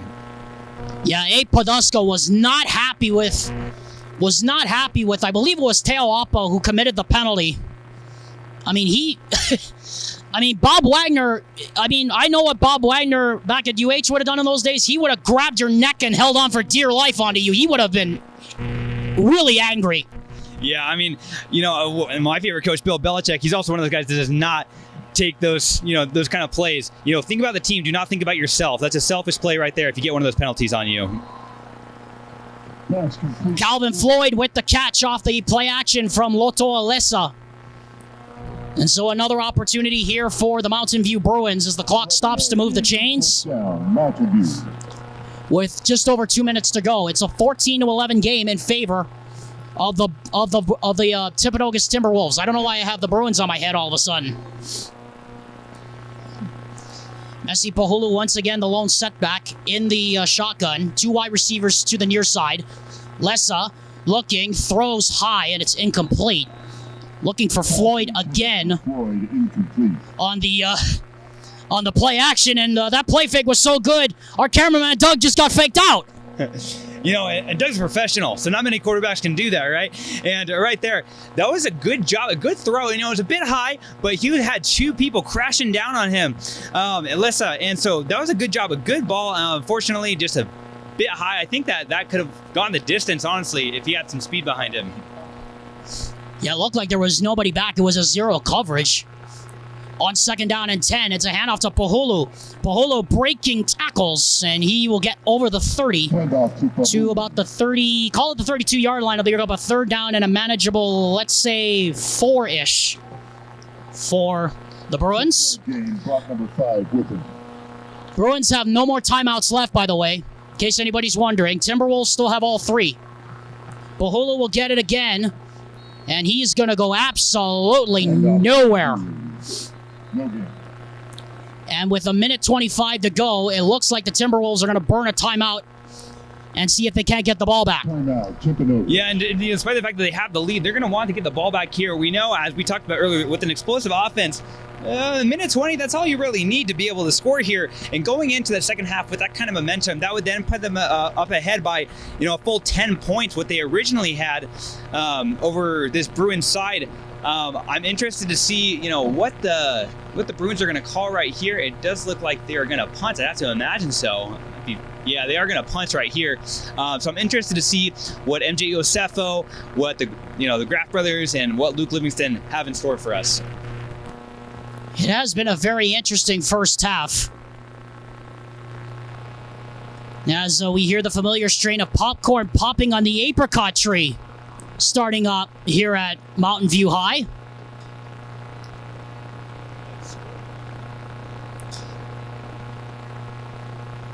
.125 and counting, and we have yet another flag.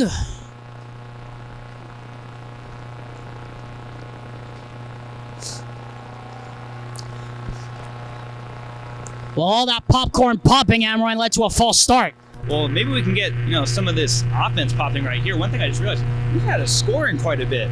We had that, that great 8-point drive by Mountain View right there, but, both offenses kind of stalling out. Good plays on both sides of the defense. We've seen some turnovers as we get a pretty good punch right here with Livingston on the return.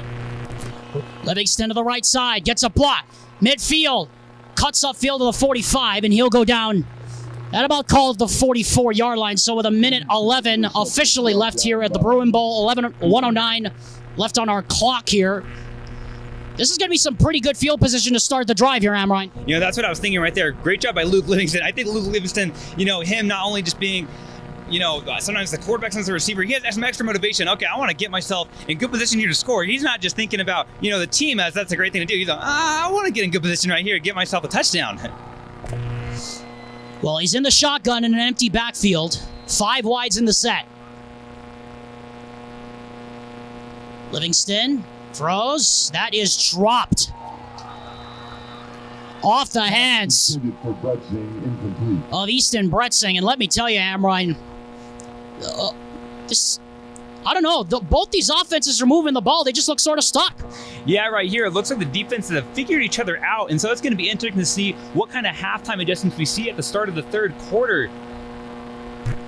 Yosefo gets the handoff. He'll be brought down. Uh-oh. He got brought down, and that's not good. MJ Yosefo got his knee rolled up on, and this is not good at all. Oh, my.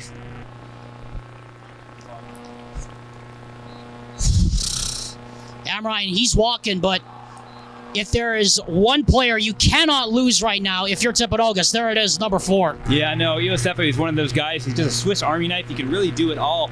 And, you always hate to see that when you just get your knee rolled under a player like that, all that pressure coming underneath. That happens a lot in football, but all it takes is one time for, a bad injury like an ACL or, blown knee, something like that to happen.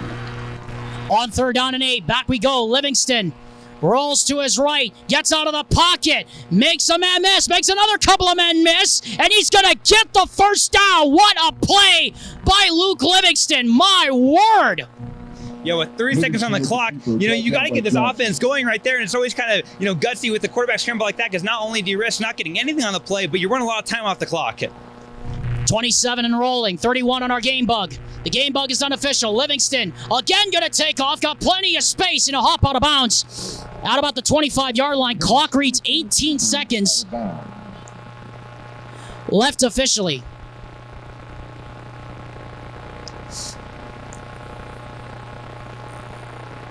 Apologies, have to reset our clock here for a second.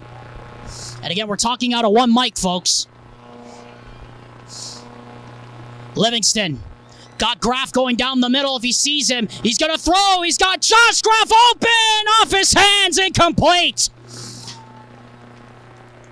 He had Gabe Graf wide open up the sideline, Amrine, but it just was a little too much air under it. Yeah, and I'm not exaggerating right now. I have my hands on the back of my head. That was such a missed opportunity right there. It was a great throw by Luke Livingston. I mean, you can make the argument that maybe he was a bit overthrown, but Gabe Graf right there, I talked about it earlier. I think it was one of the other Timberwolves players started putting their hands out before the ball was even there. Wait for the ball to come to you, and there when you have anyone near you, you don't need to high point the ball. Just let the ball fall right in the breadbasket and get those points before halftime. Missed chance right there. It's been that kind of a story in the first half. Well, coming up at the break, Alex Amrine and I will have thoughts from the first half and analysis of what each team needs to do to play on to victory in the second half. That's coming up at the half. We also like to remind you that KSL Sports Rewind's coverage of high school sports doesn't end when the game ends. You can follow them on Twitter, Facebook, and Instagram at KSL Sports Rewind for more interviews and more analysis from Dusty and Dane, and of course the power rankings and the news of the week. That's only on the one home, the one streaming partner that you'll ever need for UHSAA football, basketball, and spring sports, KSLSports.com, the new KSL Sports Rewind. And we'd like to welcome in those listening in on the radio tonight on 97.5 FM and 1280 AM, KSL Sports The Zone, to Dusty Litzter, Jeff Hansen on the KSL Friday Night Red Zone. With 10.5 seconds, it's 3rd down and 5. Iosefo now from the shotgun. Free runner coming. Throws for Livingston. Caught! Inside the 10. What a catch! Iosefo complete. Now they need to get up to the line and spike it. And they're going to run the field goal unit out here.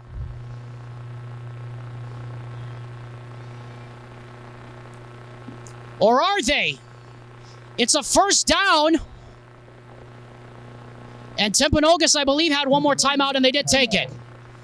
I was panicking for a second there, Amrine, because I thought they had no more timeouts, but they're lucky they had one. But again, what a catch by Livingston. Yeah, I think both of us lost track of how many timeouts they had, because that's one of those plays, the great play to set you up if you have a timeout, but we were both thinking, what are they going to do? They're going to have to get that field goal unit or get that offense lined up really, really quick right there. Thankfully, they have a chance right here to score, and I'm the kind of guy, I want to get a touchdown. It's always disappointing when you go down the field and get no points, but a field goal, it's something. But when you can get 7 points on the board, that just is so much for the whole mentality of the team. And, as they're coming out right here, it looks like Luke Livingston is coming out again. So it looks like we're going to see them have one more crack at it. They might even have time to make one more play, maybe have 1 second on the clock and get a quick field goal.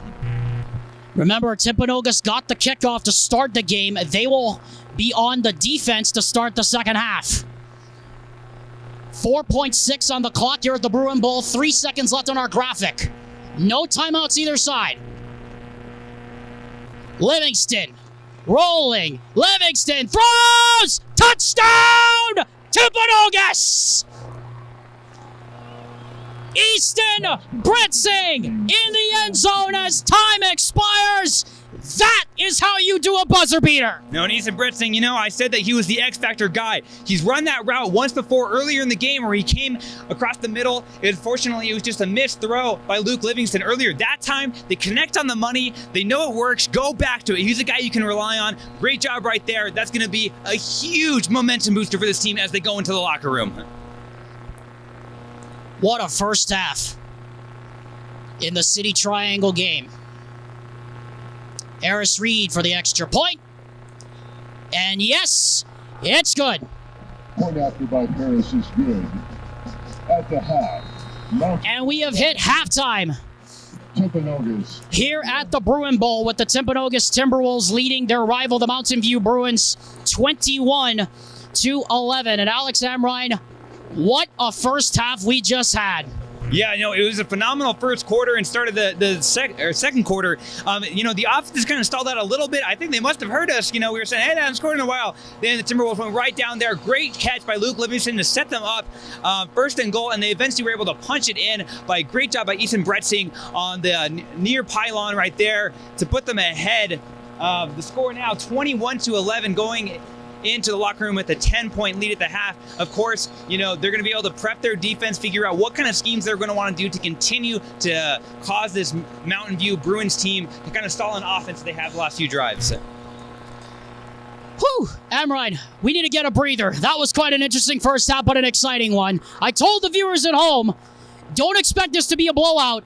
We've got a battle on our hands right now in the City Triangle. Yeah, I'm excited for the second half. This has been certainly an interesting game. While last week's game was enjoyable, and anytime with you, Alex, is a great time, but I have to say this one's been my favorite of the first two games so far this week. This one's been super entertaining, and I'm looking forward to another half of football.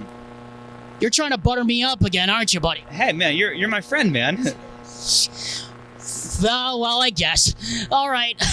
Well, Amrine and I will take a break across the network. We like to remind you KSL Sports Rewind's coverage of football is presented by Western Governors University and Heidemann and Associates. Our score at the half is Timpanogos 21, Mountain View 11. The second half of the City Triangle game will be after these messages when Amrine and I return for first half thoughts, highlights, and the start of the third quarter. This is Timpanogos football on KSL Sports Rewind, presented by Brent Brown Toyota Scion, and you are watching this presentation of the City Triangle Showdown.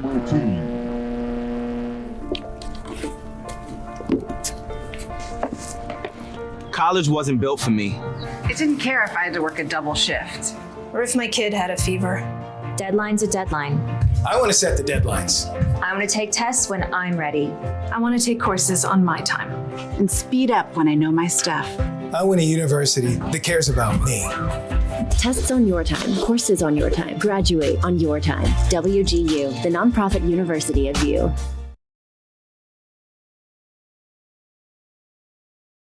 At UCCU, we'll provide you with a low-rate line of credit that makes it easy to access the equity in your home with no fees or closing costs. Simply complete an application on your phone or computer and select the low-rate option you prefer. And then sit back and enjoy the peace of mind that comes from knowing you have a low-rate line of credit. Ready for whatever life throws at you. To learn more or start your application, visit uccu.com or stop by any branch. Salt Lake Running Company is inspiring our community to move with purpose, embrace adventure, and consciously connect to their bodies. Exercise is essential, now more than ever. Take control of the chaos and make time for you. From the gym to the trail, SLRC can help you find the focus to define your finish line. Visit one of our 5 locations along the Wasatch Front or shop online at slrc.com. When Brent Brown Toyota in Orem became the #1 Toyota dealer in the nation in customer loyalty, our sales surged. That continued explosive growth leaves us without the amount of used cars to meet demand, paying unheard of prices for trade-ins, or we'll just buy your car outright at Brent Brown Toyota in Orem.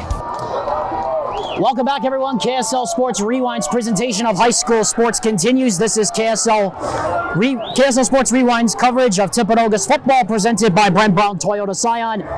Not talking through one mic anymore. Alexander Timmo alongside Alex Amrine here at the Bruin Bowl at Mountain View High School. So Amrine, 21-11 our score of the half. It is shaken out the way we thought it was. It's been a chippy, physical, and it has been a very exciting second game of the City Triangle rivalry so far. If I were to not have seen anything and just seen the halftime score coming into this game, I probably would have, this is the predicted score I would have imagined. But I think the play itself has been a little bit out of book. We've seen a little bit of everything from both sides. Great offense and defense for both teams. One thing I'm hoping to see a bit more of is from Lotoa Lissa, a bit more of that deep ball. I think he had just had some really pretty balls next week, and maybe that's just for my own personal enjoyment. Obviously, it looks like they can move the ball well, but like the scoreboard indicates, they are down 10, so maybe that deep ball is something that they're going to have to implement. But the Timberwolves secondary, I've been really impressed with how well they've closed down on the wide receivers and the tight ends for the Bruins. Very few times have the Bruins, got open. There was one big play down the middle, but other than that, it's really been, let's running the rock or giving the ball to their pair of running backs out there. And Timberwolves, as we've seen them do, they're always just such a good team. They have so many talented players to rely on. so they have many options to go to. I think it's more Mountain View. The task, obviously, down 10, the task is on their shoulders.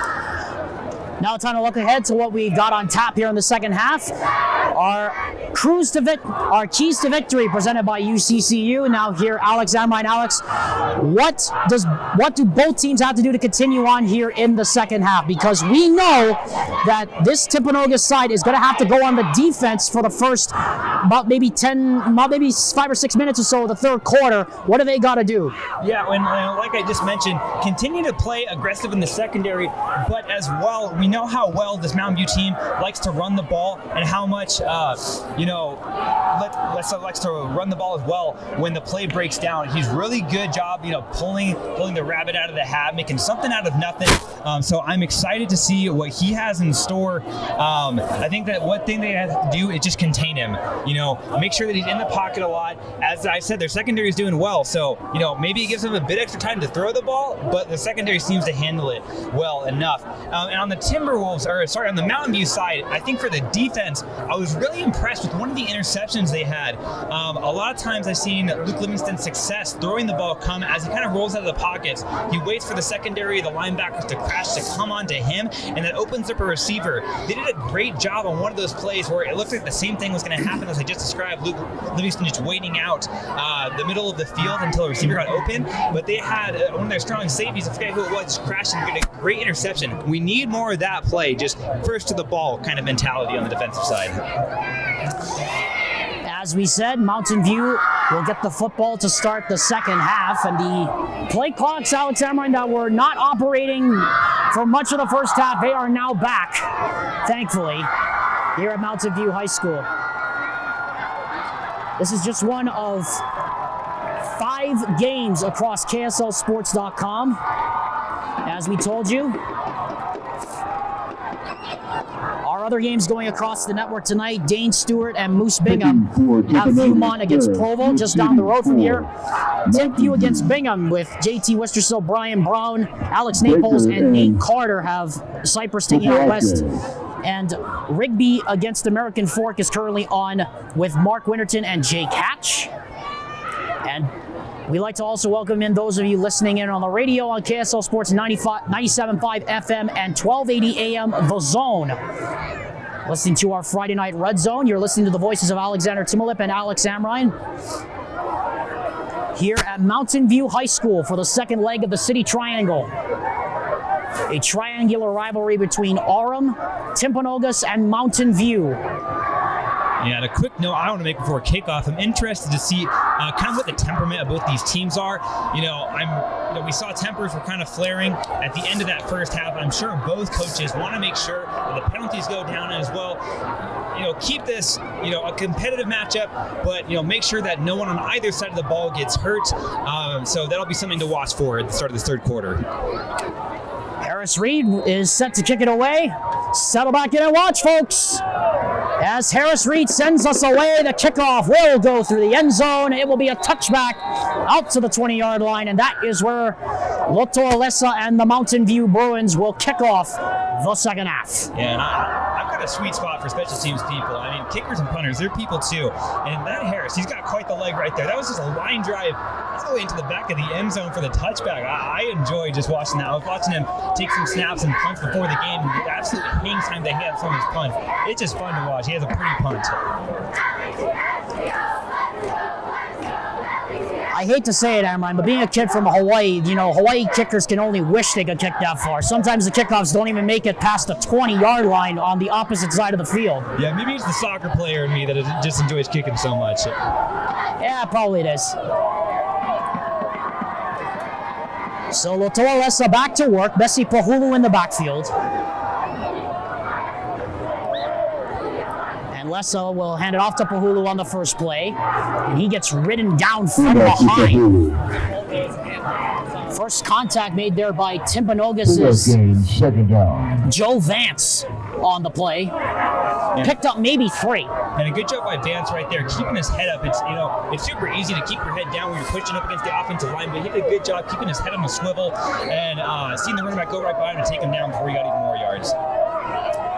Triple wide receiver lines up to the left. Loto Alessa with Messi Pahulu in the backfield on 2nd down and 7. Bahula picks up a blitzer.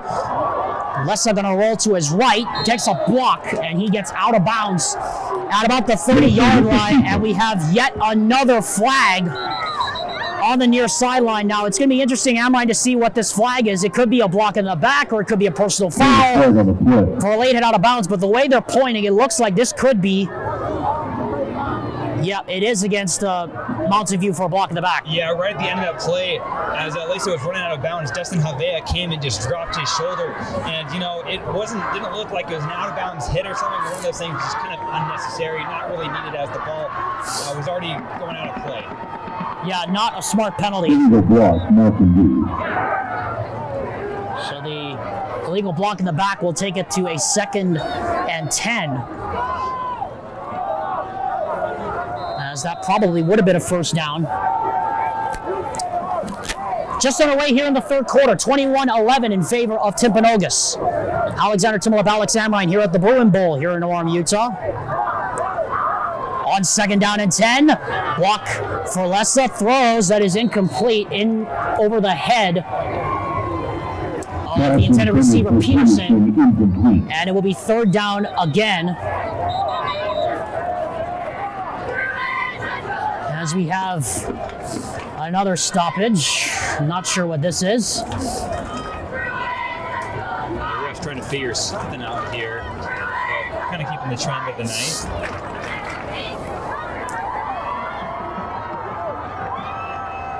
Sure exactly, as it looks like we've got our head ref talking to Lisa in the backfield.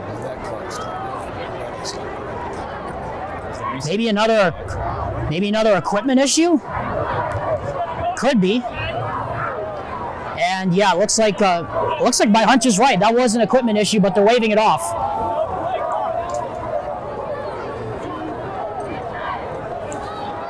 Or are we having another play clock issue?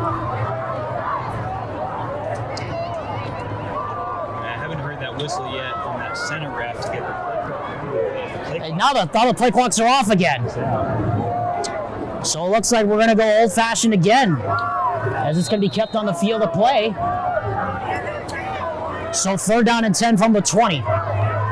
Lessa takes the snap, throws, it's intercepted! And that is going to be a touchdown for the Timberwolves! Jaden Robinson with the pick and the 6. What a start to the second half for the Timberwolves. Yeah, Jaden Robinson right there. It was a great read, but also too, it's not like he had to move too much for him. But let's say, just not really seeing that linebacker. It's hard when you're looking through levels of progression. When you're just looking at receivers, sometimes when you're zeroing in on him, all you really see is his red shirt. It's unfortunate. You can kind of, I'm trying to think of it right here in your peripheral vision. You don't really see everyone else in the other team's jersey right there. And that led to an easy pick 6 for the Timberwolves. Harris Reed now for the extra point.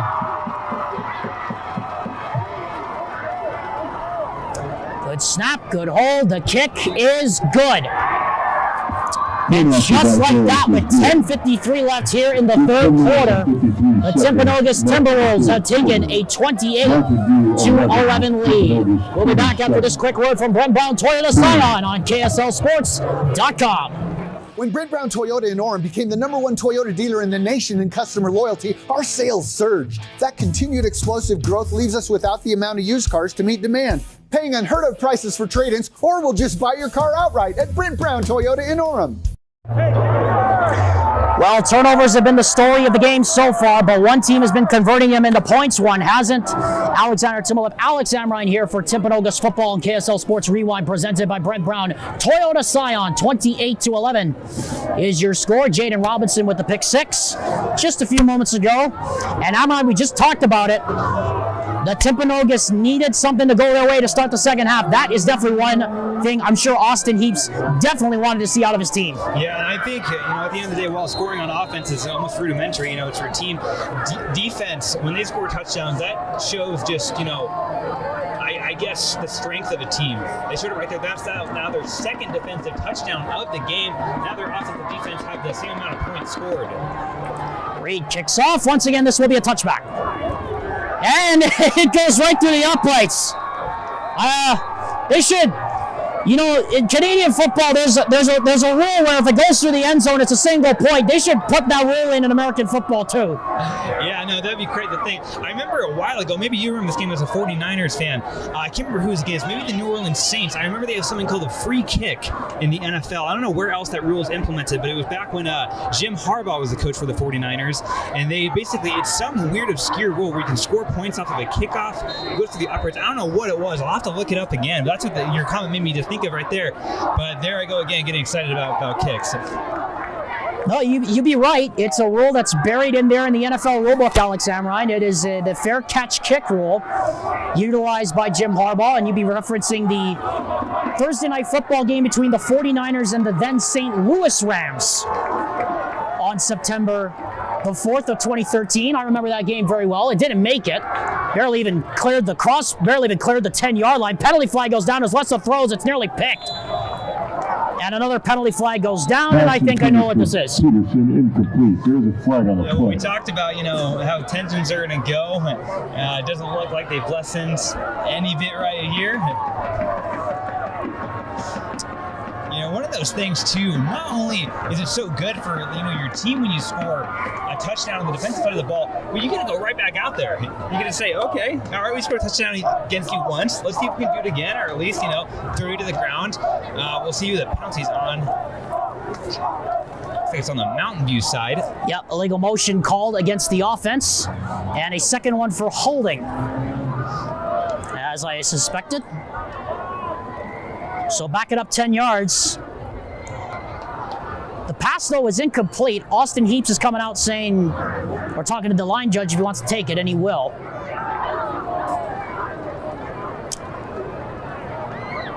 And where they are right now, Amrine, that is the spot where that fair catch kick, that 71-yard attempt by Phil Dawson, came up. And Austin Pettis tried to return it on that infamous Thursday night at the Edward Jones Dome as Pahulu gets the swing out of the backfield, and he gets run over. Another flag.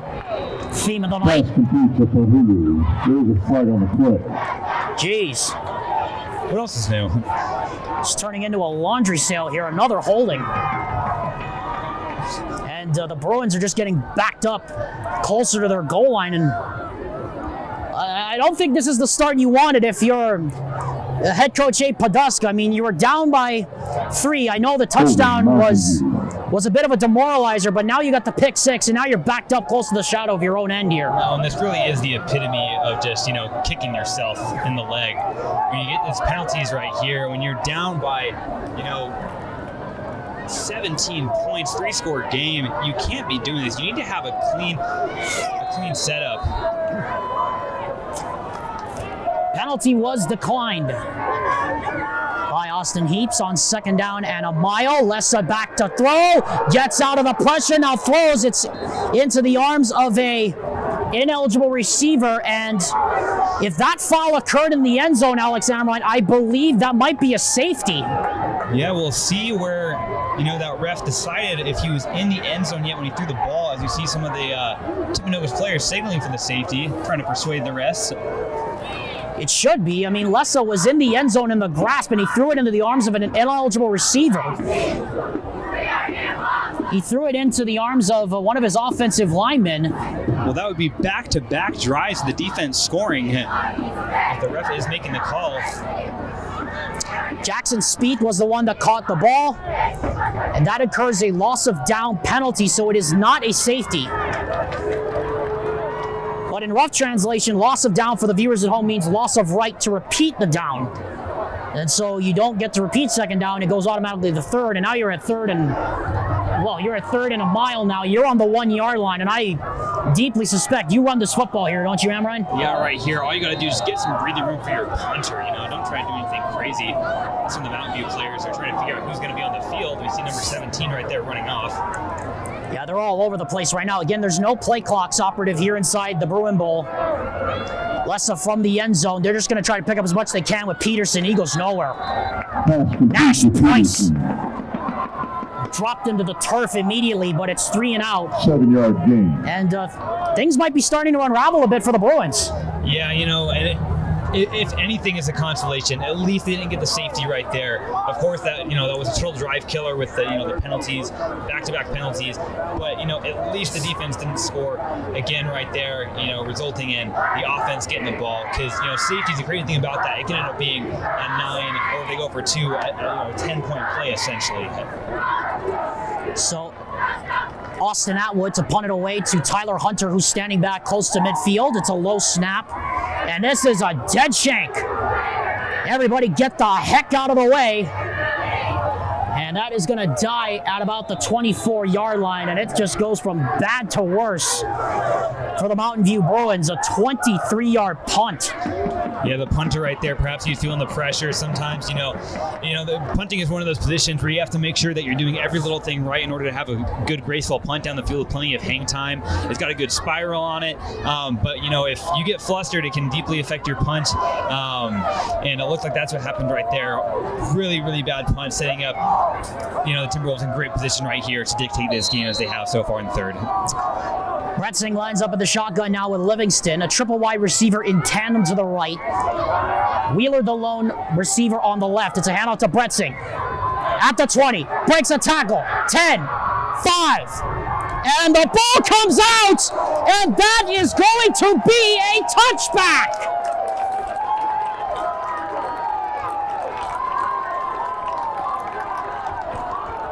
Handoff to Bretzing.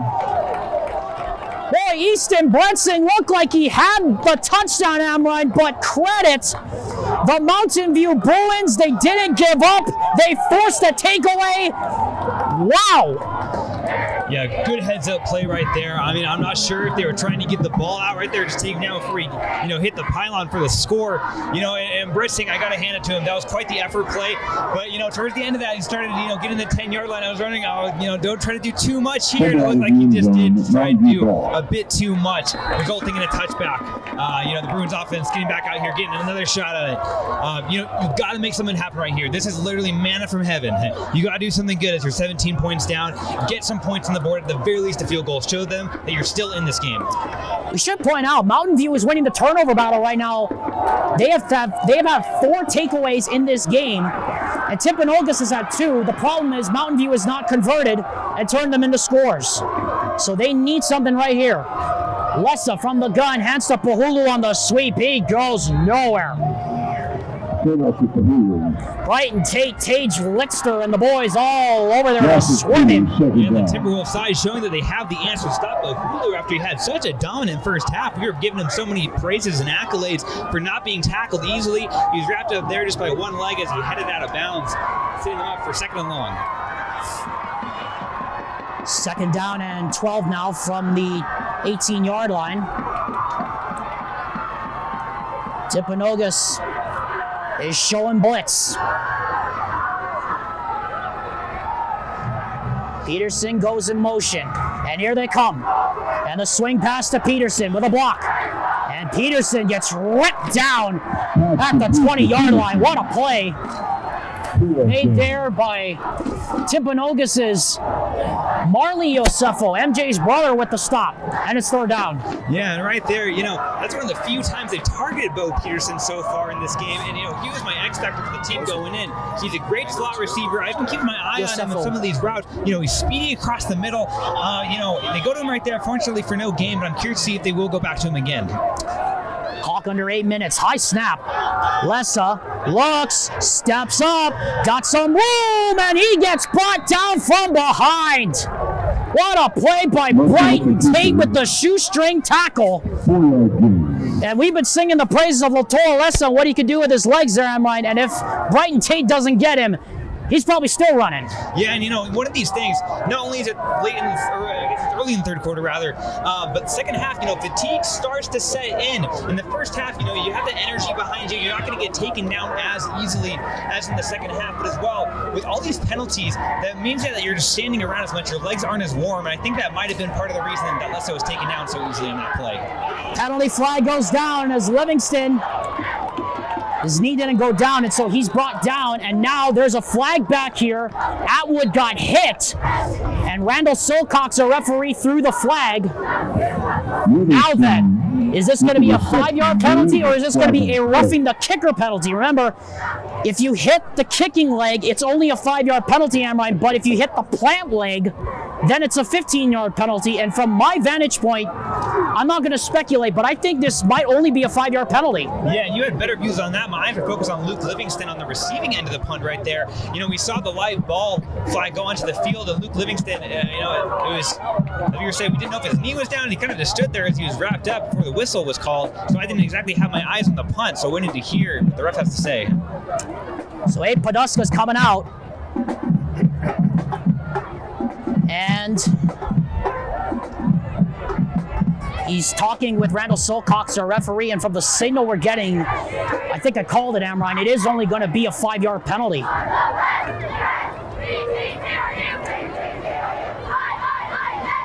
That's a great relief for the Timberwolves right there. Yeah, it is. That they got away with one. So it looks like it is going to be only a 5-yard running into the kicker penalty.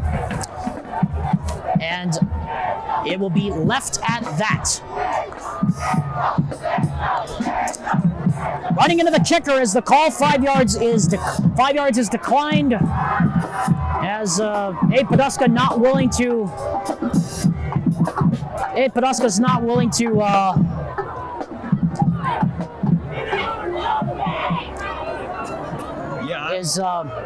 Not willing to take the risk of go for it on 4th down. Still a long way to go in this game. Yeah, no, still plenty of football. As we saw last week, despite the Timberwolves lead,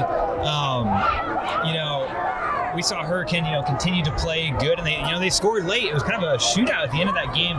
Timberwolves were just ahead by quite a bit, so the end score didn't result the fight that it truly was. And the Timberwolves get the ball right here, start the drive.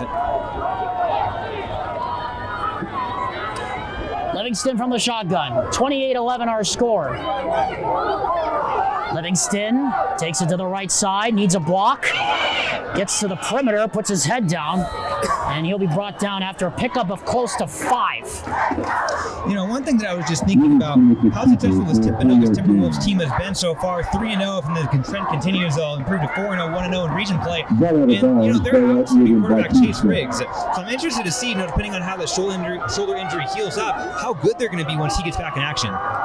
Livingston on 2nd down and 5. Pass is caught, but not for a big gain there. Josh Graff made the catch, and it'll be a 3rd down, and call it maybe about 3. Yeah, right there, they ran a little scat route, how their outside receiver go up, pulling the corner up, creating a little bit of outside space right there for a good pickup, make a 3rd and very manageable. And there's another flag. And that's going to back up Timpanogos. You could have picked up several guys for that false start. Yeah, one of my favorite calls is when, like in the NFL. Yep. I know where you're going. False start, everybody except the center. No, they're going to call it offside. Wow. Oh, my. So it looks like there was contact made in the neutral zone. Now, remember, in high school football, as Dusty Litzter so well pointed out to me earlier, there is no get back in high school football once you hit offside. So that results in a 1st down and a big penalty at that. Livingston looking, still looking, gonna take off and run. He will get back to the line of scrimmage, get knocked out of bounds after, call it maybe a fingernail yardage gain. Yeah, a whole lot right there. He had some options going deep. It looks like he had, the outside guys actually come in a little crow routes, and then the inside guys ran some wheel routes. So it looked like it could have been something interesting, but the pressure just got to me to roll out to get a minimal gain. 6:05 left on our clock. Here's the handoff to Brett Singh to the right side, and Brett Singh with a bit of room. He'll get brought down after a pickup of maybe 5. As the clock rolls under 6 to go here in the 3rd quarter. Our only score in the quarter so far, a pick 6 by Robinson for the Timberwolves. On 3rd down, Livingston, quick screen, passes, batted up and dropped. It was intended for Josh Graff, and you're kind of in no man's land here, Amrine. Darned if you do, darned if you don't. I think Timpanogos is going for it. Yeah, right here. I think you could really go either way because as we've seen with the Bruins offense kind of stalling out, you can pin them back and, get the ball back pretty easily if the trend continues. But, why not go for it right here? You're up 17, set the tone of the game as you have done so far on offense. We'll see where they go to. Got to be careful of the jump here, too. Livingston trying to see if the Bruins would bite. Yeah, no one in the backfield right here. Let's see if they do one of those rollouts. Or it could be a quarterback draw. You never know. And Austin Heaps says, no thank you. So that's target over. 5:54 officially left here in the third quarter. Our coverage of KSL Sports Rewind's presentation of Timpanogos football will continue after this word from Western Governors University. College wasn't built for me. It didn't care if I had to work a double shift. Test day's test day. Deadline's a deadline. I want to set the deadlines. Tests on your time, courses on your time, graduate on your time. WGU, the nonprofit university of VIEW. KSL Sports Rewind is proud to have Heidemann and Associates in Western Governors University as our sponsors. You can make 2022 the year of you with Western Governors University. Go to wgu.edu to sign up for your chance to receive a $2,500 online-only scholarship with Western Governors University. Get your degree on your own time at your own pace. Online accredited affordable. That's the power of the University of U. That is WGU. Alexander Timov, Alex Amrine here at the Bruin Bowl. 4th and call it 5 from the 37, and they will run a play. Livingston rolls to his left. Plenty of room to run. He's going to have the first down and plenty more as he gets brought down from behind at the 30-yard line. Yeah, right there on that play. I think that one thing that makes Luke Livingston so dangerous, especially when you send your receivers deep like that, it's going to create so much space in the middle of the field that we've seen thus far. We started a lot last week on some of the quarterback draws as they line up right here. Livingston takes it himself on the keeper this time, and he gets whacked right at the 25-yard line, but not before he has another big pickup there. Seth Johnson finally brought him down, but not before he picked up close to another 20 yards.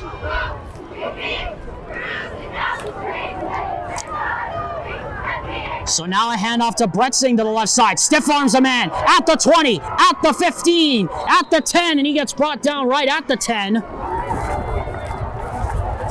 Handoff to Bretzing. Eventually bringing him down there. Was Hunter Hopoate.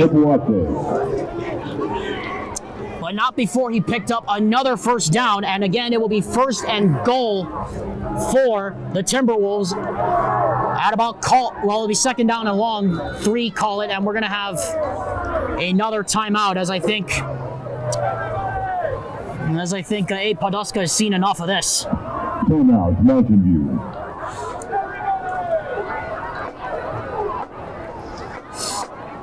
Want to bring you up to date on some scores we are watching from across the state tonight. Our 4 games, of course. Our 4 scores we are watching tonight across our network.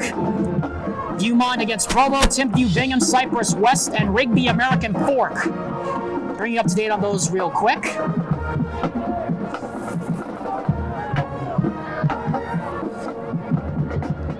Viewmont leading Provo right now 28-18. Timpview leading Bingham 21-16. And Rigby, Idaho is leading over American Fork 7-3 at the intermission.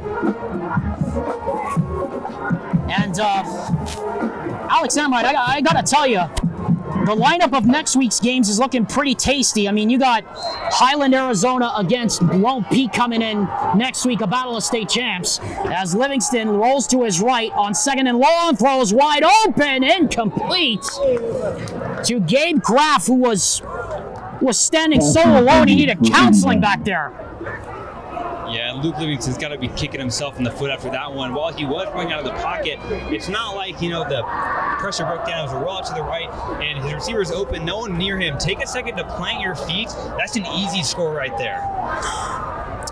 We've seen a lot of that tonight. But I guess, Alex Amrine, that does come with the territory of not having a true quarterback in there. And it's good to see MJ Iosefo back in after what we thought was a pretty scary injury late in the first half.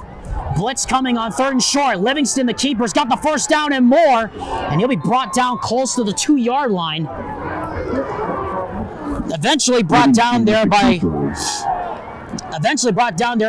Atwood, but it'll be 1st and goal here as Timpanogos wants to go quick. Triple wide receiver to the left. Livingston in the gun. Iosefo at his left hip pocket. It's a handy Iosefo. He will go absolutely nowhere. And he gets swallowed up. Net at the line of scrimmage there by Tunginoa Teo Uppa. Iosefo, you're hoping that his first play back into action, he's able to, really see some action and hopefully get into the score right there, get his mindset back into the game, get him hungry for more. I was curious right there, they had a false screen out to the left. I think that would have been an interesting call, and I would have been excited to see if the Bruins are able to get him before he gets into the end zone. See if they do something similar as they have 3 receivers out to the right on this one. On 2nd and goal, Livingston rolls to his right. In trouble, looking, now throws to the end zone. It is caught for the touchdown. Wow! Easton Benson got the foot down. In double coverage, got the foot down. What a catch! As Timpanogos continues to pour it on.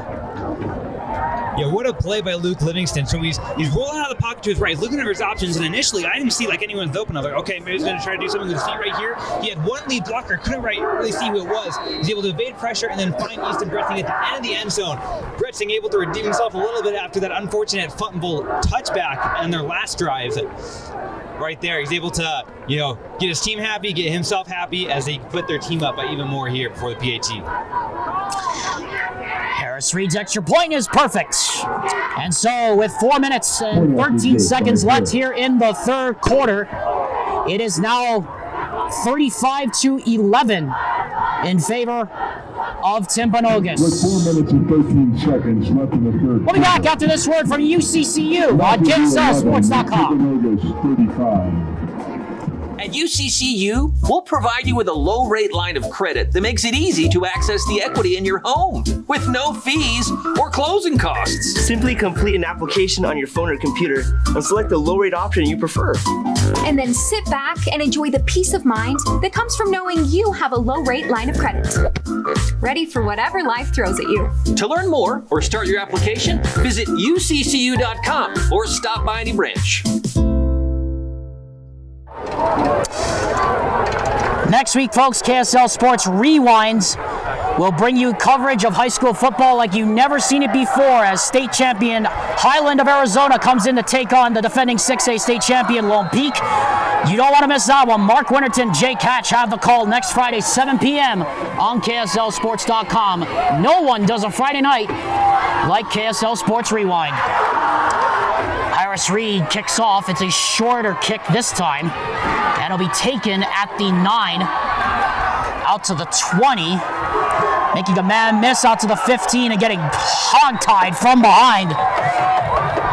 Right there is Logan Baker. And so with 4:05 left to go here in the 3rd quarter, Brighton Tate with the tackle. For an 8-yard return, Mountain View, first down. Mountain View needs to put something together here to show that they're not going to roll over here, Amrine. No, they really do. I'm really hoping that they get their running game back. Both the play of Lessa and they really need something to kickstart this offense. Just a big play. Even if it's just a little 5-yard gain, something to get this momentum, get the ball rolling. 1st and 10 now, ball at the 19-yard line after the return, and now Lessa comes out empty backfield. That's a new wrinkle. Pahulu now goes in motion. They fake the screen to him. He steps up. Lessa takes off. He'll be brought down after, call it a gain of 4. 2nd down and call it maybe 6. With the keeper for a 4-yard gain. Yeah, good job with that play right there. We've seen so many times, especially last week against Juab, where Mountain View runs these little rollouts to Pahulu on the backfield right there. He saw that there was going to be people to meet Pahulu, probably 1 or 2 guys out there, and so he's able to scramble up the middle for a little bit of a gain. So now Pahulu lines up single set back, and now the ball is dropped. And I think Timpanogos from the signals we're getting looks like they have it. And it is theirs. Brighton Tate with the recovery. And Alex Amrine, it's all going wrong now for the Bruins. Yeah, and that's unfortunate right there. And, when that botch snap came out, the ball was right at, Les's feet. I was waiting for him to just fall on it right there, but I guess a great play right there, being first to the ball on the Timpanogos side. Once you get game with an offense, another chance to get up and increase their lead here as we draw to the close of the third quarter with 3 minutes and 20 seconds. So here comes Livingston again. Livingston has thrown a touchdown tonight. And has caught a touchdown tonight, so he has 15 total touchdowns now in the season. Livingston, flag down, theme of the night. Livingston throws, coming back and making the catch is Graf. But there is a flag down. It came from the umpire, and there's one offensive lineman standing right where the umpire's looking at him. He's trying to plead his case, but I think I know what this call is going to be. Yeah. Holding Timpanogos. I want to know, actually, as we talk about pleading with cases, I'm a soccer guy. We always see players argue with the refs over yellow cards. Have there been a time, you think, when a ref's like, you know what, you're right? I'm sure there are plenty of times, but that... what Tigran Babayan, by the way, got called for the flag. That'll back it up to first down and a mile. But I'm sure there are times, Amrine, where they go back to the replay and, sometimes you go back to the replay and then you're just thinking to yourself, maybe the referee was right after all. Livingston on first and a mile, throws up the sideline, nearly picked off. And that probably should have been intercepted, jumping the route. Intended for Wheeler. Yeah, right there. And on that play, the cornerback, the only reason that he didn't pick that off is because Wheeler right there was bumped him a little bit as he was also trying to get the ball. That could have easily gone the other way. A break for the Timberwolves.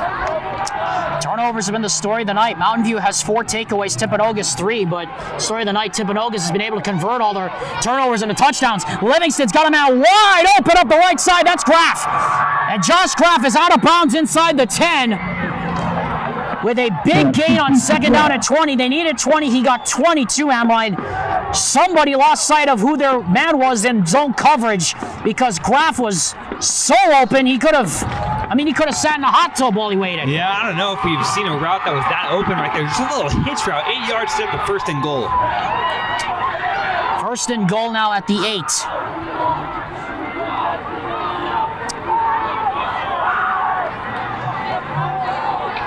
Livingston throws. That's complete to Wheeler. And Wheeler will get spun down inside the 5 at about the 4-yard line. Pass complete to Wheeler. First contact made by Ivan Cueva.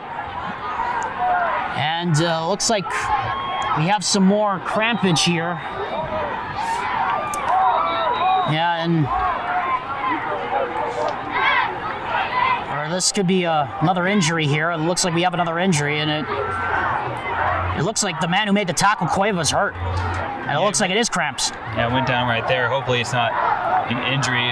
But as you said, we've had a lot of crampage right here. Got to make sure these players are staying hydrated, getting that potassium, eating lots of bananas. I remember one of my, I should say it's actually one of my least favorite Super Bowls of all time when my 18-0 Patriots fell to the Giants that barely snuck into the wild card and fell to 18-1. I still have nightmares about that game. David Tyree catching that helmet catch. But I remember the sidelines were just scattered with banana peels as it was one of the hottest and most humid nights ever recorded in Arizona. And so I just vividly have that in my mind whenever I see cramping going on in football, as we look like we're having a bit of it right here.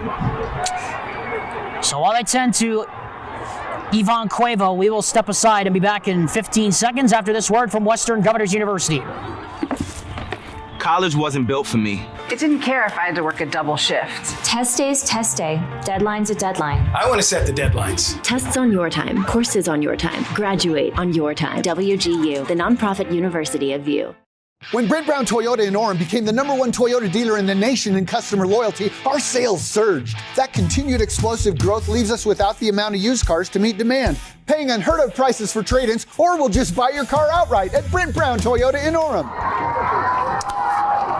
Good to see Ivan Cueva run off the field under his own power. And after cramping up on that last play, we should point out, is a very warm night here in Orem as you're back here in the Bruin Bowl. Alexander Timble alongside Alex Amrine. Kickoff temperature was 94 earlier this afternoon. It's cooled down significantly to 77. Yeah, my broadcast partner right here regularly checking the weather app in between on breaks right here.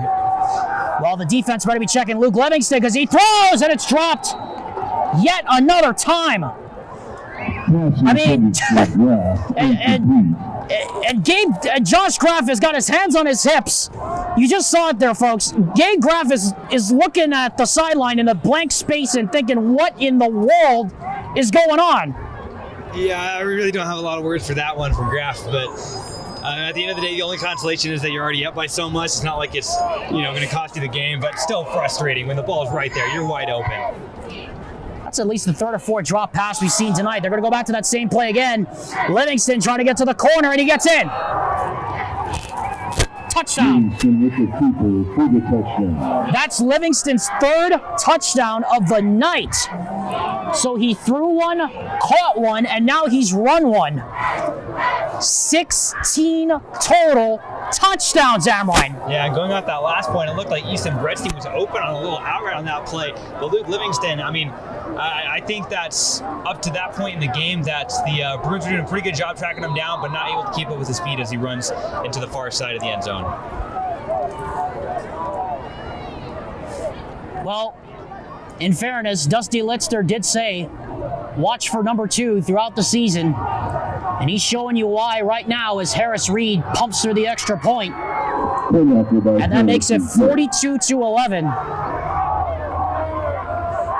in favor of Timpanogos. Alex Amrine, I am shaking my head right now. Livingston has 16 total touchdowns. 16 total touchdowns.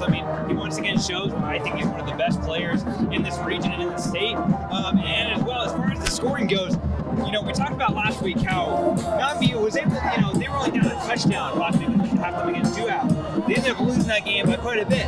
Similar story right here. They were down by 10 going into halftime. They've been outscored 21-0 just in this third quarter. Now 42-11. Whether it's fatigue, whether it's just not making the adjustments necessary at halftime to keep it a close game, this is something that they need to fix if they want to get some wins in the season. Yeah, I took the words right out of my mouth, Amrine. The Bruins were only down by 7 last week at halftime to Juab. And again, same story here tonight. Getting just plastered here in the third quarter as Reed boots this one away. It's another short kick. I'll be taken on the goal line by Baker. Baker looking for some room. Now cuts across the field. Now he needs some friends. And Logan Baker's going to have some space, and he gets clobbered. Out of bounds at the 30-yard line. My goodness. Brighton Tate came flying in and absolutely knocked the snot out of him. Whoa.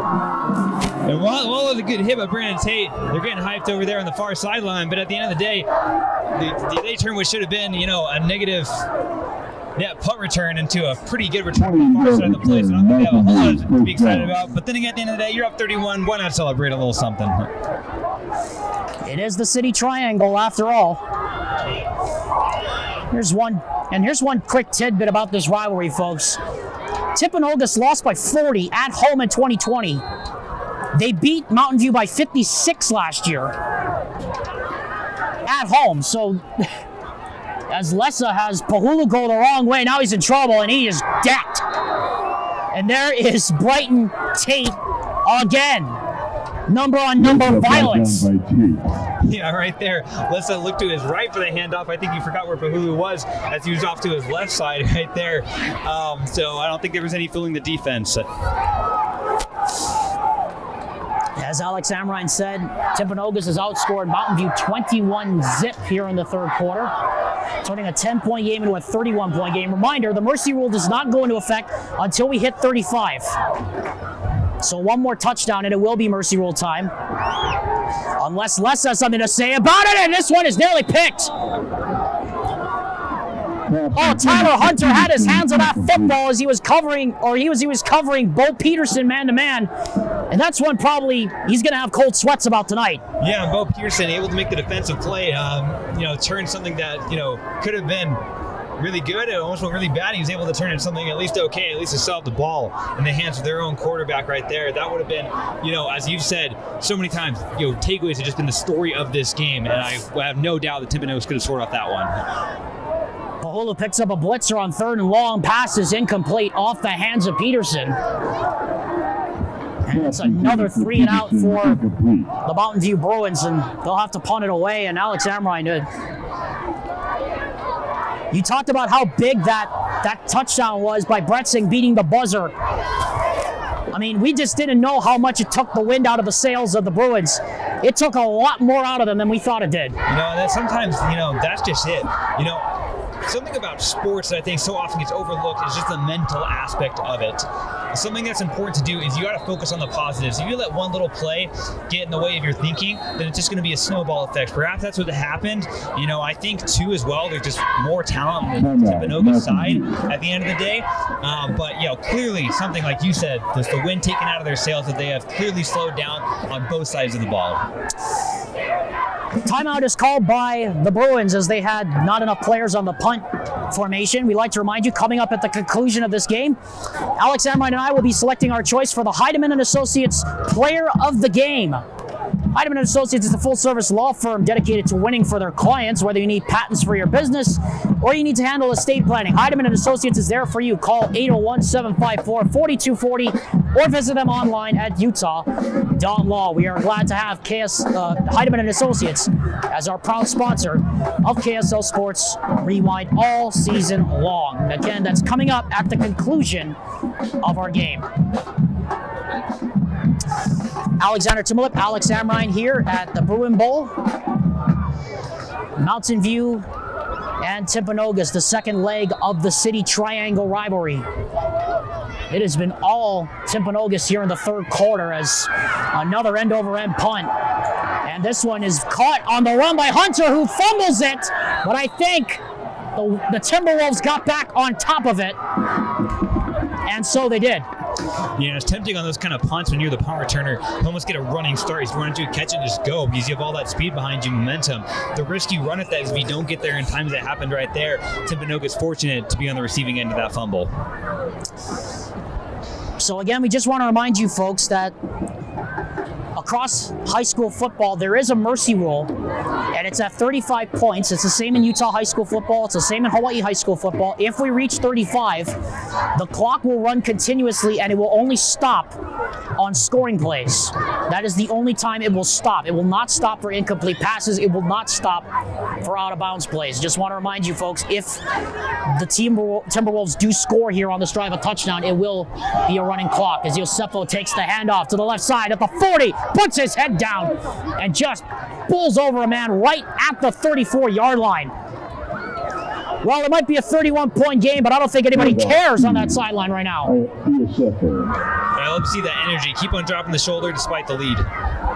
Livingston, pressure coming, ball's out, and recovered by the Mountain View Bruins. Just what the doctor ordered for this Bruins team when everything was going wrong here in the third quarter. They get their 5th takeaway of the night. I would love to have seen instant replay on those. That's one of those where I think it could have been just like a picture shot right there to see if his knee was down yet before. Obviously, the refs have a much better view of it, and the Bruins get the ball. Another saving grace, but that's what you said. They scored, what did you say, 3 points off these 5 takeaways? Let's see if they can make it a bit more than 3 on this 5th one. Yep, that has been the story of the game. Mountain View only has 3 points off 4 takeaways. And it has not been real good sledding for this Bruins team here in the third quarter. Outscored 21-zip. Lessa, pressure, sacked. Sheesh. Joe Vance Lisa with the keeper. and Brighton Tate running down from behind. It goes down officially as a sack. It's no gain, and that will probably take us to the end of the third quarter. Yeah, right there, Lisa looks like he tried to get rid of the ball, but it looks like he was down before then. He's going to set up second and long at the end of third quarter. Plenty of football to play, but it looks like this game is going to be Timpanogos' to lose. And that will do it. Clock runs out here in the third quarter. A 21-0 explosion here by the Timpanogos Timberwolves has them up by 31. We'll have the fourth quarter for you next here on KSLSports.com. We'll be back after this word from the Salt Lake Running Company. Salt Lake Running Company is inspiring our community to move with purpose, embrace adventure, and consciously connect to their bodies. Exercise is essential, now more than ever. Take control of the chaos and make time for you. From the gym to the trail, SLRC can help you find the focus to define your finish line. Visit one of our 5 locations along the Wasatch Front or shop online at slrc.com. Ready to start the fourth quarter of KSL Sports Rewind's coverage of high school football. This is Timpanogos football on KSL Sports Rewind, presented by Brent Brown, Toyota Scion, Alexander Timberlake, Alex Amrine on this very warm Friday night here in Orem. The second leg of the City Triangle rivalry between Mountain View and Timpanogos. 21 unanswered. In total now 28 unanswered by the Timberwolves. If you go back to the touchdown by Easton Bretzing to end the first half, to turn a 10-point turn what was a 3-point game into a 31-point game. Free rusher coming off the edge, and Lessa sacked. Nash Price on the safety blitz came screaming through the gap. And they've had so much success bringing their corners and safeties down for the blitz in this game. It's got to be the second or third time that someone in the secondary has been able to take down Lessa, and that's now back-to-back sacks. Great play by the Timberwolves defense.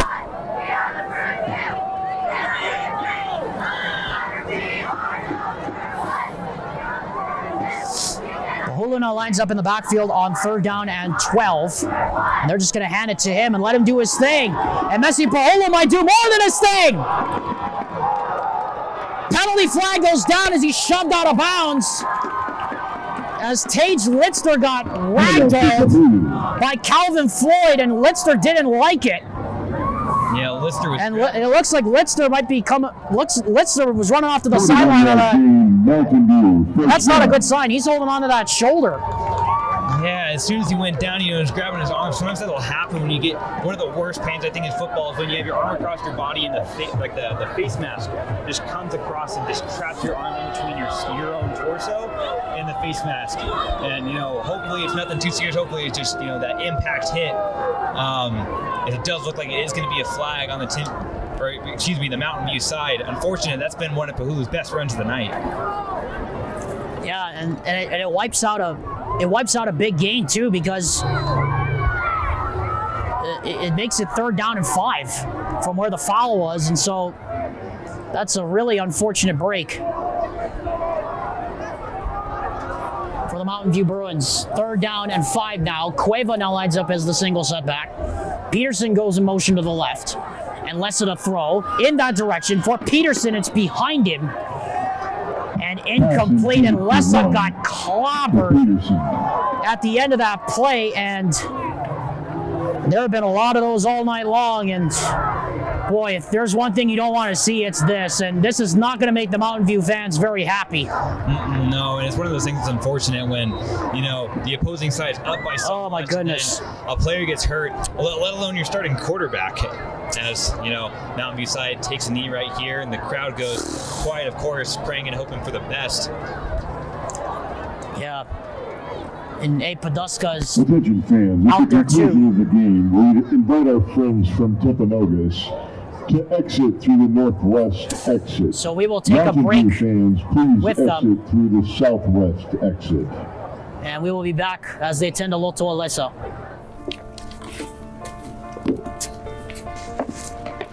College wasn't built for me.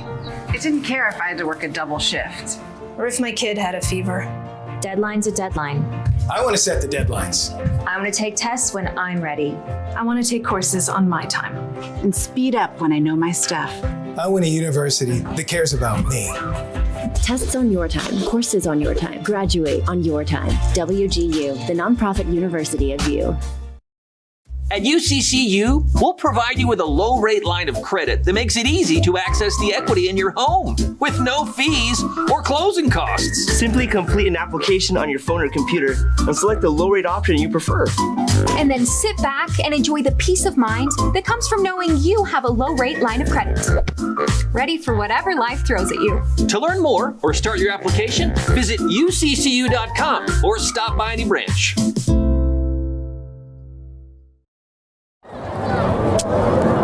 Major concern for Lotoa Lessa as he comes out holding, as the trainer is helping him off, and that the coach is holding onto his left arm. And obviously don't want to speculate anything, but boy, just really not the way you want to see this one end. Another low snap. That's a line drive punt by Austin. Oswald? Excuse me. By Austin Atwood. It will go through the end zone. That's a touchback. Yeah, no backspin on that one to keep them trapped up in their own area right there. And, we're hoping that Lissa is okay. Our cameraman, Doug, who's got eyes of an eagle, looked like he was grabbing his left shoulder right there. He's coming off. I myself have broken that clavicle before, not saying that's what it is. And like I said, we don't want to speculate. The good news is, if it is a worst case scenario like that, thankfully it is something that can heal in a decent amount of time. But I still got the scar to prove it. So hoping he's okay. It looks like he's getting treatment from his own staff right there. As we see the Timberwolves offense get set up once more. Yeah, so we'll keep an eye on that. Lotoa Lessa on the sideline. You saw him just there. Livingston will take the keeper himself, and he'll get over the 25 out to the 27, close to the 28-yard line. Handoff to Livingston. Yeah, good job by Livingston right here. And I think they really are that part of the offense. Well, it's curious because last week I said the same thing. I'm like, they're just going to run out the clock. They kept on throwing. They kept on keeping their offense dynamic and diverse. So I guess we could see more of the same, but I'm in this position and just run the ball. Livingston fakes the screen. Looking, takes off, now gets a couple of blocks. Gonna take off now on his own, puts his head down, and he'll get the first down across the 28, the 30-yard line, out close to the 33. That's enough to move the sticks there, Alex Amrine. Yeah, heck of a play by Livingston right there. And it is curious, as I just said, why not just run the play, don't risk any kind of injury. Especially when you have probably your best offensive weapon, Luke Livingston, still running the ball and dropping a shoulder right there. Yosefo takes the handoff. And he'll be brought down after a short gain of 2 with some extracurricular activity again between Wheeler and Lucas Bautista out there on the edge, and that's the way it's been all night. It's been chippy, it's been nasty. It started with that blindside block by Messi Pahulu as the line judge comes over, and now we have a flag, and I believe we have just gotten an unsportsmanlike conduct here against the bench, and that's the last thing you want to see. Yeah, not sure which coach said something. Either way, the ref didn't like it. Hey, sideline warning, and that's going to result in a 5-yard penalty. That's going to result in a... On the second. Yeah, that's a second sideline warning according to our cameraman, Doug, so that's a 5-yard penalty and will be moved up. It has been that kind of a game, folks. It has been chippy, it has been nasty, and it has been, for the most part, all Timpanogos, but I don't think the stats, Amrine, really accurately reflect just how competitive this has been between these two teams. Yeah, and like you said, takeaways, that can so easily change the dynamic of a game. As the ball goes over the middle right there, incomplete to Graf right there, as quarterback took a hit as he released that pass right there. Good job disrupting that pass. That might have been the reason I was a bit high. We're letting the clock run to where it is on the scoreboard here, folks. And remember, the clock on your score bug is unofficial. So Livingston now lines up as the receiver to the right. MJ Yosefo again was hit low by Messi Pohulu, who came on the blitz. Bretson goes in motion. They throw back that way. Yosefo gets hit late again. Another flag goes down. That's Wheeler. And the ball comes out. Wheeler got it back. And this honestly, Amrine, is getting ridiculous. I mean, we have seen 3 or 4 late hits on both sides of the ball.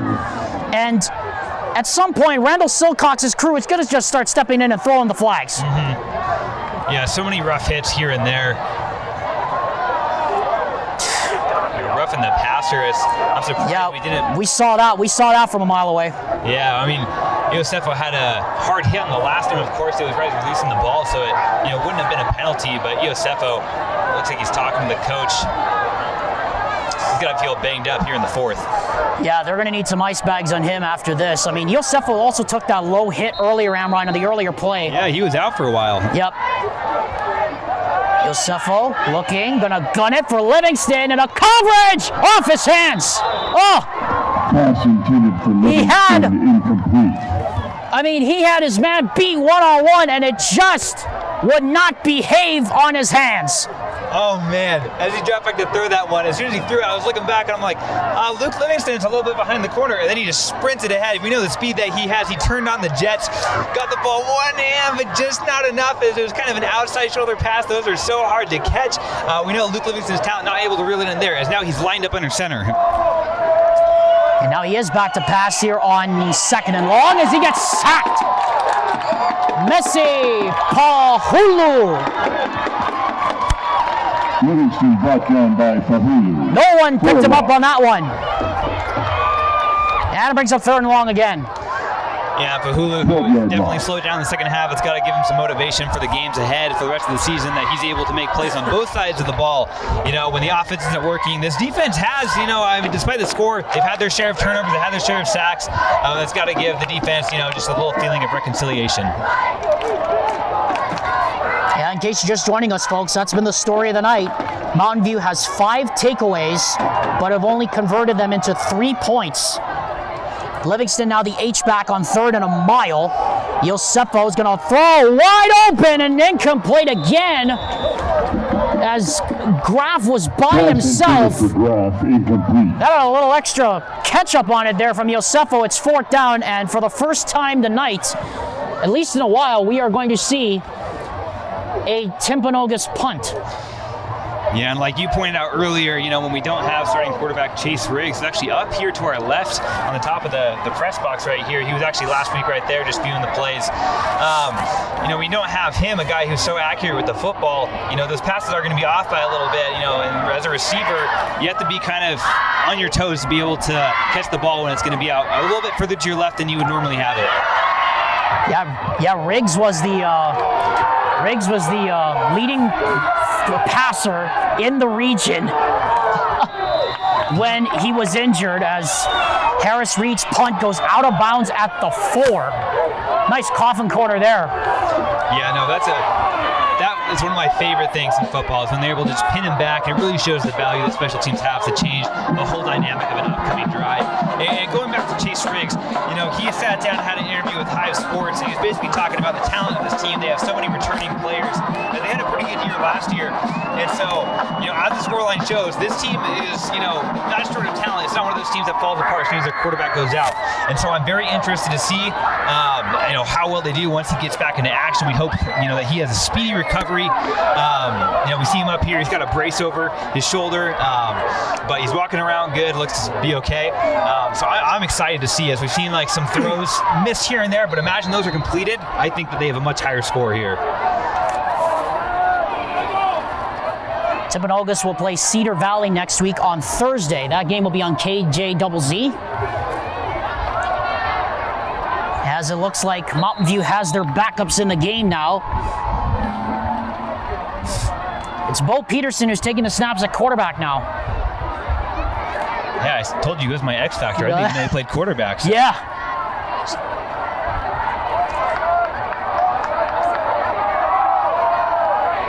Seven minutes, 12 seconds and rolling here in the 4th quarter.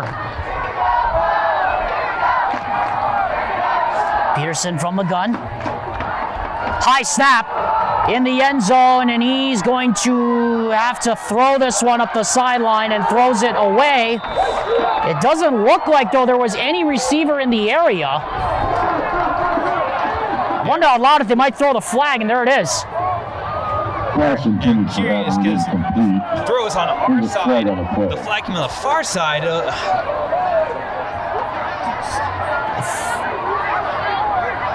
There is a flag on the far side, but Amrine, normally when there's intentional grounding, you normally see the flag thrown in the end zone.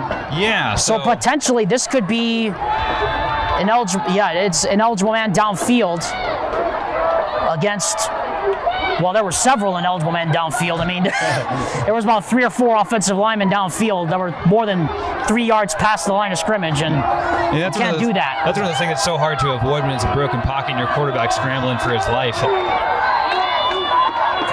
So now second down and, or third down rather, and 10 from the 4. Peterson hands off and over the 10 out close to the 10 and getting hogtied. It's running back on that play. Sorry, we don't have the name on that one. And just like that, it's 3 and out, and the Bruins will have to punt it away. And that means Austin Atwood will go back standing on the end there in the end zone. Hey, punt's one of my favorite plays. We've seen a lot of those from the red and gold tonight. Tyler Hunter standing back at his 44. That judge yelling out that there's 10 on the play clock. And a good punt, line drive. Hunter from the 42. 30. And brought down at the 29-yard line. And it's a good thing he was brought down right there because I think he had a bit of an alley up to the left field. I don't think there was maybe 2 more players, 1 blocker, and the punter in the back there, but I think Hunter could have had a good amount of space. Bring it back to the house. Hunter Hopoate credited with the stop. So out comes Livingston and the offense again. Officially at the 28, 1st and 10 for Timpanogos. Livingston hands off to Yosefo, gets into the stack, and he'll be stopped after a pickup of, call it, maybe 2. Hand off to Yosefo. Yeah, props to the Yosefo right there, showing his energy. I mean, as we said, he's been banged up. He was out for a little bit right there. Almost the entirety of a whole quarter, came back, took back-to-back hard hits when he was playing under center, including one that resulted in a roughing the passer call. Mountain View was able to bring him down with 3 or 4 people wrapping him up right there. That just shows what an incredibly strong running back and player he is. Mountain View will play Uinta next week as Livingston back to pass, throws over the middle. It is intercepted. Picked off in the end zone by Austin Atwood. That's turnover number 6 on the night for the Timpanogos Timberwolves. I mean, if there's one upside I think Abe Podolsky can be really happy about, it's the turnovers. Yeah, their ability to take away the ball has been great. And, at the end of the day, we know how many points have been scored on the Timpanogos side of the ball just off of takeaways that their defense has caused. And on that last play, Luke Livingston, I think he made the exact right call. Going for that slot receiver, he was open, just lacked the distance in the throw. And so they'll mark him at the 1. So they have 99 yards to go, as it looked like the ball was, again, the momentum carried the player into the end zone, but it's the first play where the player touches the ball where it's blown dead. From the 1, here's a handoff to Ivan Cueva over left guard. He'll pick up about 3. Like we said, Mountain View will play Uinta next week. And of course, if anyone's wondering about other scores going on, the Battle of Davis County going on over on the KSL TV app with Jeremiah Jensen and Stevenson Sylvester. Davis leading Layton 10-3. Game of note, of course, Alex Amrine and mine's first game together was at Davis High School, December 11, 2021, in case anybody's paying attention, as Cueva Gets into the stack. He gets swallowed up. No gain, if anything. And that was a long time ago, Amron, on that cold Saturday night up in Kaysville. No, I remember that. I remember we got up there, we got out of the car, it was blowing, just hard winds. And I remember actually as we were leaving the game, do you remember when someone approached us and mistook us for oh, yes, I do remember. I do remember that. I do remember that. That was hilarious. I was so confused. Now, yeah, go ahead. That was the night. That was the night we did get mistaken for that. As Cueva takes it up the middle, he'll get the first down and more out to about the 20. But that's the reason why, folks, we stopped wearing, Alex and I, the shirts and the ties after that, because we didn't want that happen again. Yeah, I know. Well, it's funny. We had someone approach our car, rolled down my window, and he asked if we knew where the local church was, and I was like, no. And then I realized afterwards, as we were leaving the parking lot, I'm like, oh. Yeah, it hits you. It hits you. So now, we're rocking the polos and the button-ups now. Just no ties. A little less formal, a little more relaxed. Yeah, but I've got the Aloha wear on tonight as Cueva takes it left guard for a gain of close to 6. Handoff to Cueva. You have so much state pride, you put Texans to shame. Well, that pride better stay up because Punahou is coming to play Orem next week down the road, of note, in case anybody's paying attention. It's a big couple of weeks for high school football in Hawaii. Kahuku will play St. Francis, Maryland. In Maryland in a couple of weeks. That's quite the trip. Get real. 5,000 miles across that way as Cueva takes it up the middle for 6. 8-yard gain, Mountain View, 8 and a first down for the Bruins. We are under 3 minutes to go here at the Bruin Bowl. 42-11 is our score. And there you see Loto Alesa there with his jersey off. And that, Alex Amrine, is not a good sign. Yeah, good ice pack. At the very least, if it was something very serious, he wouldn't be walking around as easily as he was. Be walking around, he did walk on the field pretty gingerly. But, Kahulu consoling him right there as well as one of his wide receivers. And so it's good to see that he's got that support from his teammates. But like I said, if it was serious, he'd probably be out of here or got a cast on. It just looks like it's iced up. So hopefully we can see him back in action next week.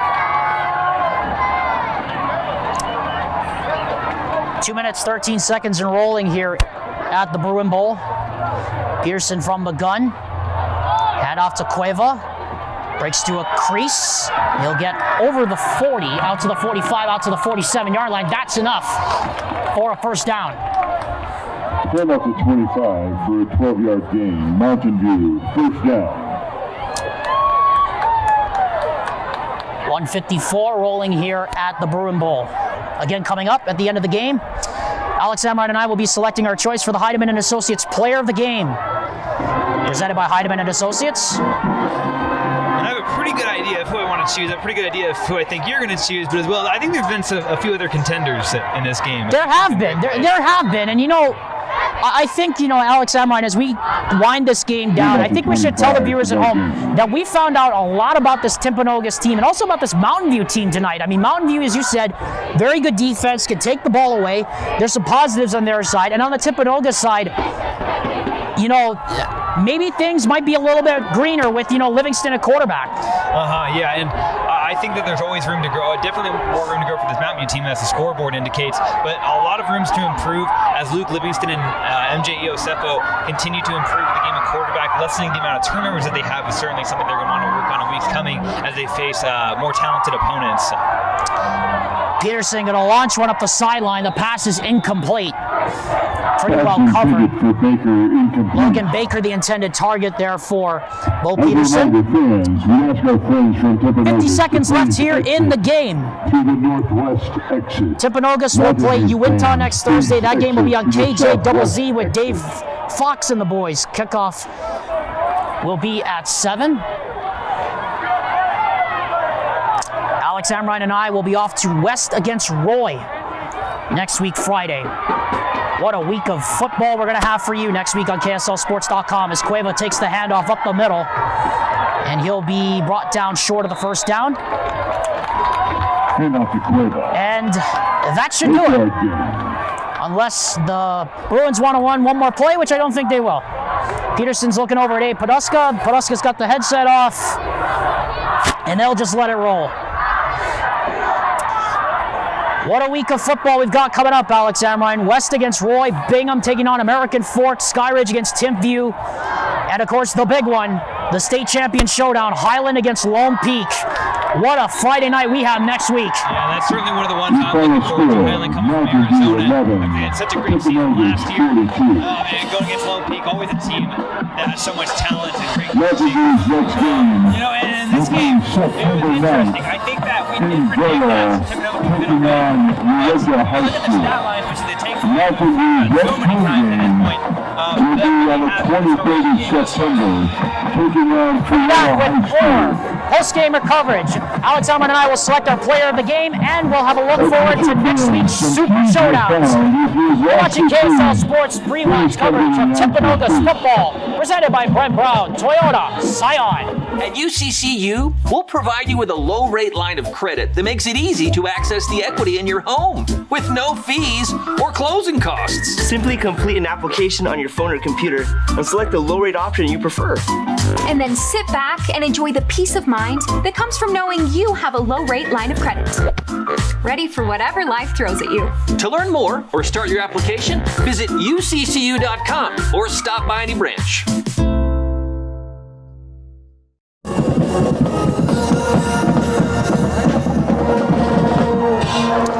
Welcome back to KSL Sports Rewind's coverage of high school football.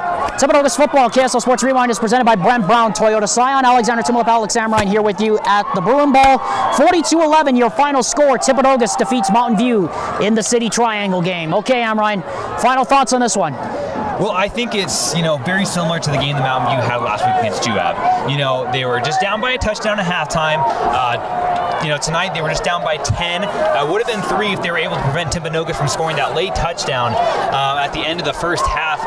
Maybe that would have, kept this game closer. Perhaps it was just too much momentum going against them, as we really just saw this team kind of disintegrate and fall apart in every way, shape, and form. Even with Latoa Lesa getting injured, as I see them gathering for appreciation for the student section, their fans. But at the end of the day, I think the main takeaway is just Timpanogos, they're on a roll, and they have some great talent.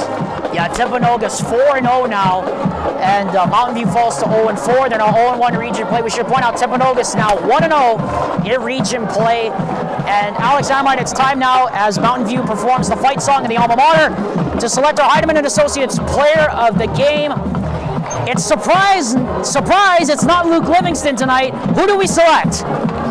Well, I think it was Brandon Tate, right? Yes, it was Brighton Tate. Exactly right. Yeah, and Luke Livingston does so much, now with 17 touchdowns on the year. We just saw how much that Tate can do. We saw that what a versatile player he was. He can really just change the pace of a game. He adds so much to that side of the ball. And so, up and away, I think that he was a player that helps, make this game a blowout for the Timpanogos Timberwolves. Timpanogos, by the way, like we said, will play Cedar Valley next week. That game will be on KJZZ with Dave Fox and the crew. Coverage starts at 6:45 on KJZZ 14, CBS Utah. And Mountain View will be off to play Uinta next week on Saturday. But Alex Amrine, boy, I just tell the viewers at home, we have a lot of good football to look forward to next week. Skyridge against Timpview, American Fork taking on Bingham, West against Roy is the game we'll be going to, but Highland AZ against Lone Peak. What a showdown that's going to be coming up that Mark Winterton and Jay Catch have. Yeah, and if any of you out there have the means, I highly recommend that you tune into that one. That game's going to be just a show of masterclass talent. I'm excited to keep up with that game as we cover the game for Roy, and I'm excited for the weeks ahead. It is going to be a very exciting time, folks. Highland, Arizona, by the way, played in the Geico State Champions Bowl Series last December. That should tell you just how good those defending Arizona 6A state champions are.